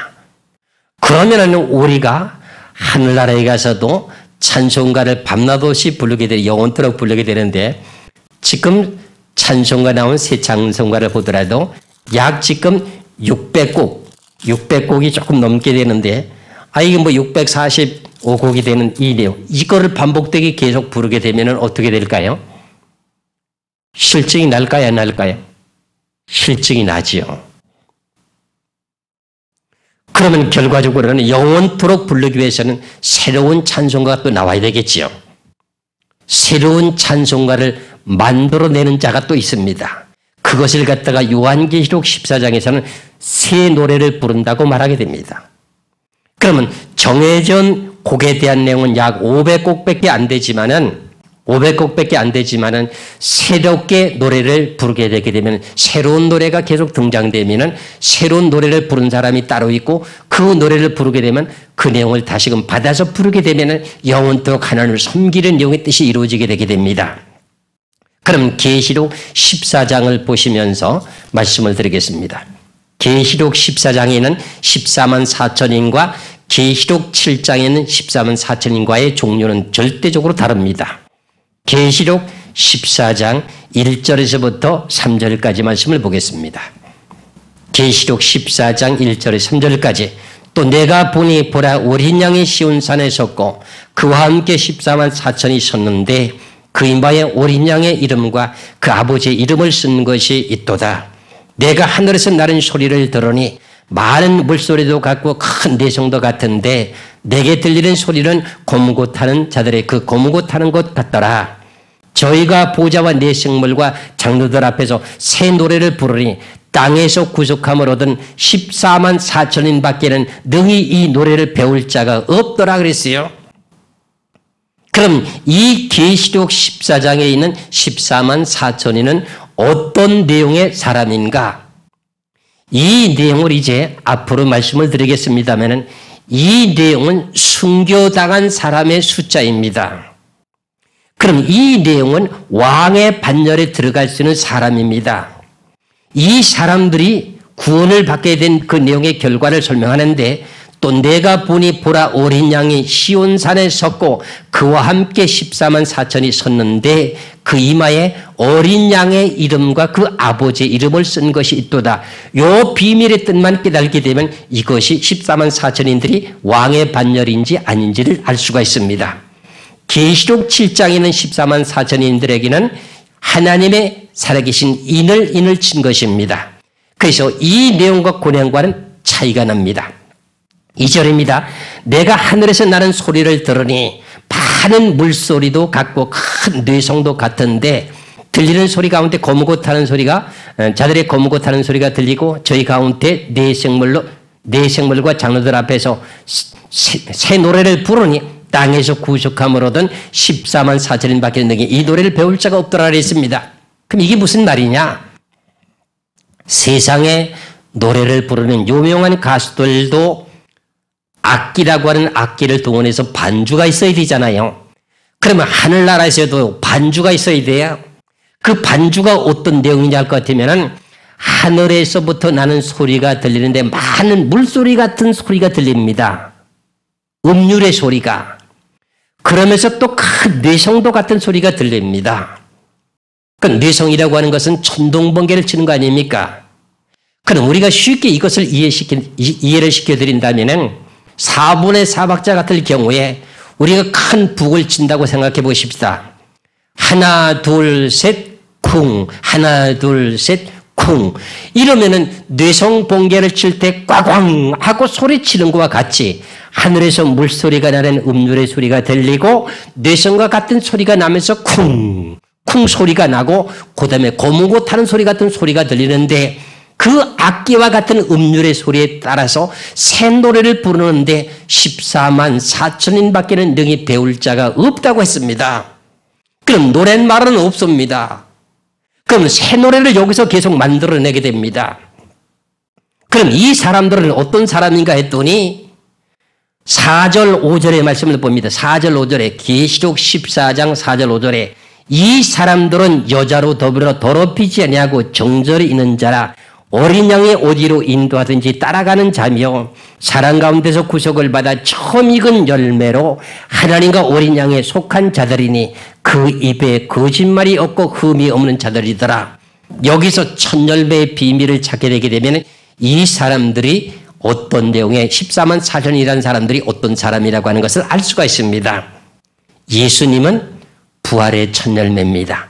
그에게 속한 첫 열매가 또 있는데 그것이 누군가 14만 4천이입니다.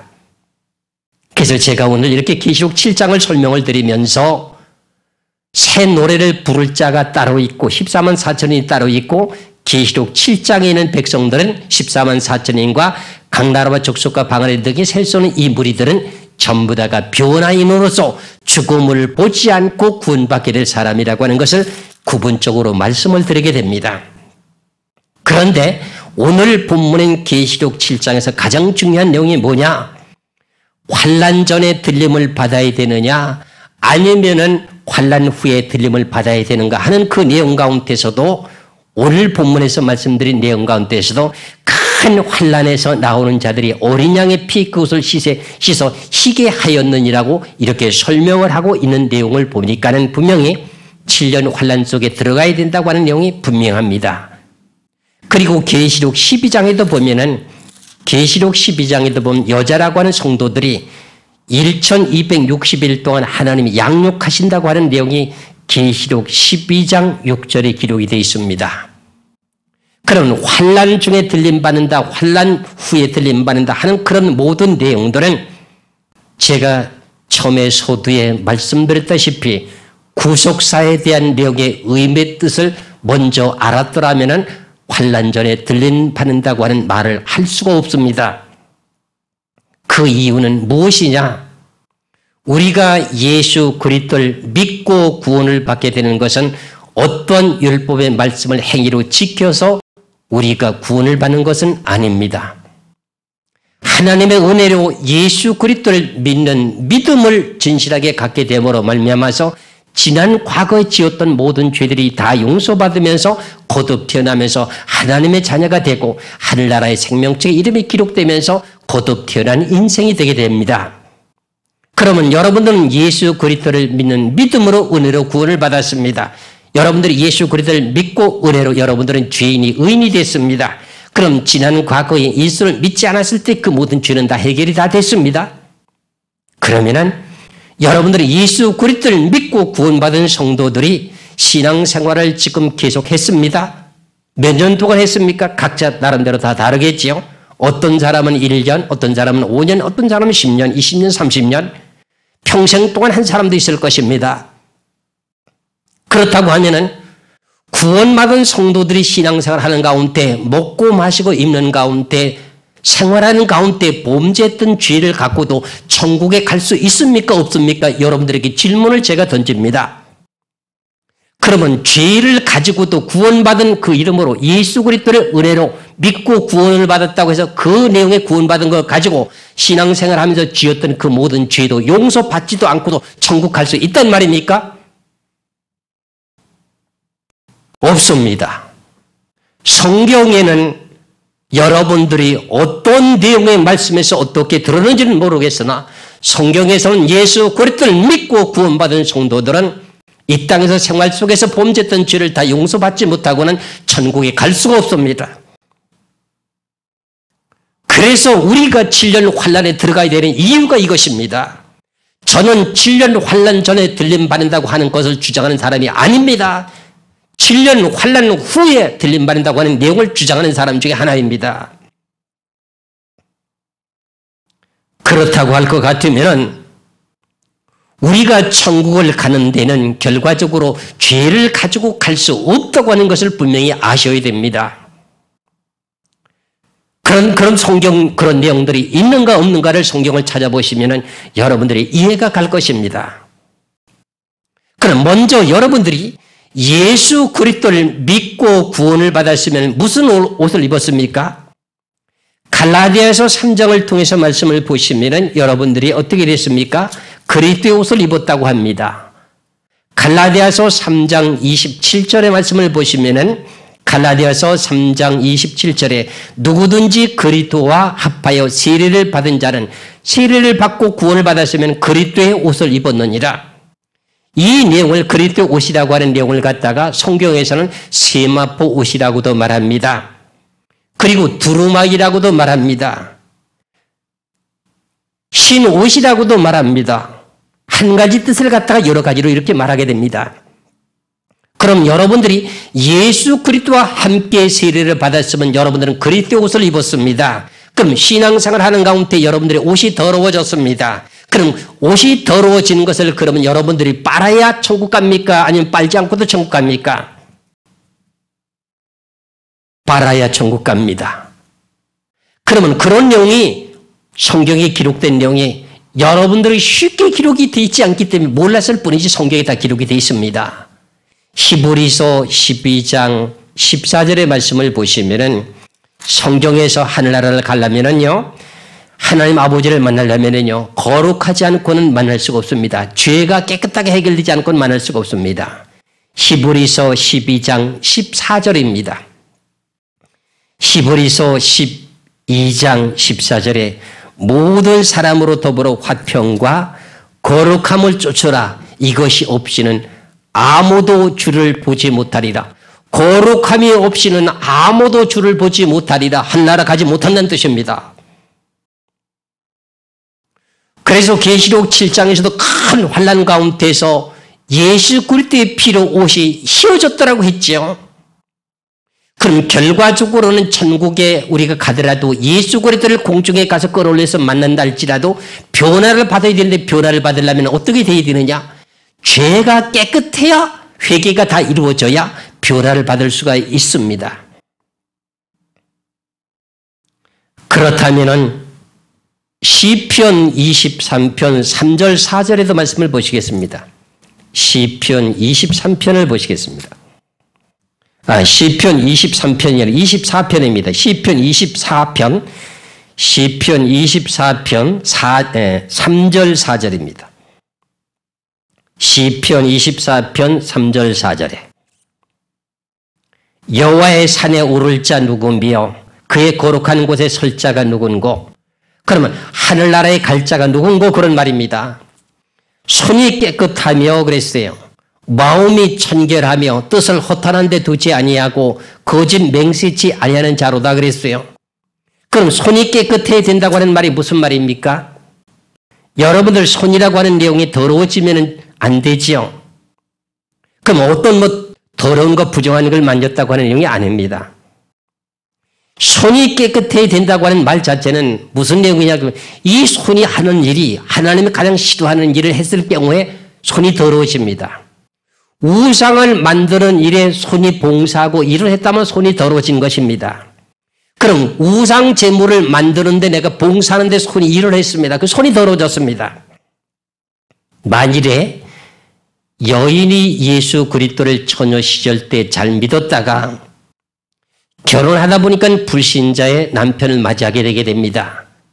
그러다 보면은 결과적으로 그 집안에 가서 전도를 다 하지 못하다 보니까는 집안에 제사를 드리게 되지요. 그러다 보면 처녀가 시집을 갔으니 그 집안의 며느리가 됐으니 제사 제물을 차려야 되지요. 그러면 결과적으로 제사 제물을 만든 그 내용 자체가 손이 더러워진 겁니다. 제가 이런 것을 낱낱이 다 설명드릴 수가 없어서 간단하게 말씀드린다면 우상을 만든 사람들이 있습니다. 나무를 깎아서 만든 사람이나 돌을 깎아서 만든 사람이나 이런 것을 보고 말할 때 손이 더럽다고 말합니다. 그런 모든 내용과 마찬가지로 죄가 깨끗해야만이 천국에 갈 수 있다고 하는 내용입니다. 그렇다고 하면 계시록 22장 14절에도 말씀을 보면은 두루마기라고 하는 세마포를 빨지 않고는 천국에 갈 수 없다고 하는 내용을 말씀하고 있습니다. 계시록 22장 14절의 말씀을 보겠습니다. 계시록 22장 14절에 그 두루마기를 빠는 자들은 복이 있으니 이는 저희가 생명나무에 나가며 문도를 통하여 성에 들어갈 권세를 얻으려 함이라. 두루마기가 더러워졌다. 그런 두루마기가 세마포요 그리스도십니다. 세마포 옷을 빨지 않고는 결과적으로 하나님의 문에 생명나무에 들어가는 그 12문에 들어갈 수가 없다는 겁니다.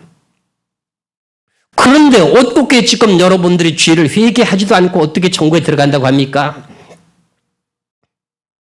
참 어처구니 없는 일들을 지금 많이 보게 되는데 성경의 근본적인 구속사에 대한 내용에서부터 어긋났으니 이 계시록에서 계시록에서 들림받은 사건이 1003년 반에 들림받는다 하는 내용들을 이거는 성경에서 근거도 찾을 수 없는 내용과 마찬가지로 7년 환난 후에 지금 우리가 세마포시 깨끗해서 결과적으로 구원받게 되게 됩니다. 그래서 결국은 이제 7년 환난이 다 끝이 나게 되게 되면은 7년 환난이 다 마무리가 될 때 계시록 19장의 6절에서부터 8절까지 보면은 세마포 옷을 깨끗하게 빨게 입혀준다고 하는 내용의 뜻이 나오게 됩니다. 계시록 19장 6절에서 8절까지 또 내가 들으니 호도한 무리의 음성도 같고 많은 물소리도 같고 큰 내성도 같아서 가로되 할렐루야 저 우리 하나님 곧 전능하신 이가 통치하시도다 한나라가 이루어지는 것을 말합니다. 그러면서 예수 그리스도를 지금 영접하게 될 내용을 설명합니다. 7절에 우리가 즐거워하고 크게 기뻐하여 그에게 영광을 돌리세 어린 양의 혼인 기약에 이르렀고 그 아내가 예비되었으니 그에게 허락하사 빛나고 깨끗한 세마포를 입게 하셨은즉 이 세마포는 성도들의 옳은 행실이로다 하더라. 그럼 세마포가 깨끗해야 혼인 기약이 이르러서 혼인 잔치가 이루어지게 됩니다. 그래서 오늘도 계시록 7장에서도 말씀하신 내용이 큰 환난에서 나오는데 어린 양의 피에 그것을 씻어 희게 하였다고 하는 내용이 세마포옷이 깨끗하게 씻어졌다고 하는 내용의 뜻입니다. 그래서 환난에 들어가야 되는 내용의 이유가 무엇인지를 알아야 됩니다. 이것을 이제 다음 시간에 말씀을 드리기로 하고 제가 오늘은 여기까지 해서 말씀을 마치게 되는데 앞서서 말씀드린 내용 가운데 계시록 1장 3절의 이 예언의 말씀을 읽는 자도 복이 있고 듣는 자도 복이 있다고 하는데 듣는 자들이 복이 있다고 하는 내용의 말씀을 계속 연결시켜서 제가 지금 말씀을 드리고 있습니다. 환난 전에 들림이 없습니다. 환난 후에만 들림이 있습니다. 그 내용이 내 어떤 개인의 말이 아니라 계시록 7장에서도 지금 설명하고 있습니다. 계시록 22장 14절에도 두루마기를 빨아야 그 성문에 들어간다고 되어 있습니다. 시편 24편 3절 4절에서도 여호와의 산에 거할 자가 누구냐고 말씀했습니다. 히브리서 12장 14절에서도 거룩하지 못하고선 아버지 하나님을 볼 수가 없다고 했습니다. 그럼 이 땅에 사는 동안에 우리가 죄를 짓게 된 사람들이 임종할 때 보면은 그가 죄를 다 뉘어치고 회개가 안 됐을 때 어떤 등의 모습으로 죽는가 모습을 자세히 보시면 됩니다. 그가 죄를 다 용서받지 못하다 보니 내가 무슨 죄를 졌는지도 알지 못하고 살았으니까는 그 죄를 용서해 주기 위해서 하나님께 징계를 하게 됩니다. 히브리서 12장을 통해서 징계에 대한 내용을 깨닫게 되면 우리는 징계를 통해야만이 죄를 깨끗하게 용서받게 되는 비결이 나오게 되게 됩니다. 그래서 우리를 질병으로 치든가 여러 가지 고난과 고통을 주게 됩니다. 신앙생활 하는 가운데. 그래도 예수 그리스도를 버리지 않고 믿는 믿음을 지키게 됨으로써 죄가 깨끗하게 되는 비결이 있기 때문에 우리가 구원받게 되는 과정입니다. 유명한 목사님들이 세상을 임종할 때 그 내용들이 텔레비로 공개적으로 방송이 되더라고요. 근데 그분이 그렇게 훌륭하신 분인데도 하늘에 큰 별이 떨어졌다고 기도해달라고 하는 내용을 방송을 내보내면서 그분이 마지막 임종 때에 세상을 떠나는데 보니까는 평탄하게 잠자듯이 가는 것이 아니라 병원에서 입원 중에 고난과 고통 속에서 가더라 이 말입니다. 그 내용의 이유가 뭐냐? 그럼 우리가 환난과 고난과 고통을 통해야만이 죄가 끝이 나게 되는 내용의 비결이 7년 환난에 들어가야 돼서 여러분들이 죄를 다 해결할 수가 있습니다. 그래서 환난 후에 능히 셀 수 없는 흰 무리들이 구원받게 되는 이유가 지금 앞으로 계속 연결시켜서 말씀드릴 것입니다. 이것을 듣는 자들이 복이 있다는 것입니다. 이것을 알게 될 때 예수 그리스도를 지금 증거하는 내용이 저도 보람이 있고 여러분들이 듣는 사람들이 보기는 내용을 깨닫게 될 것입니다. 그러면 우리가 왜 환난을 받아야 되는가 하는 이유를 이제 알게 될 것입니다. 이것을 이어서 말씀드리기로 하고 오늘은 여기서 말씀을 마치기로 하겠습니다. 기도하겠습니다.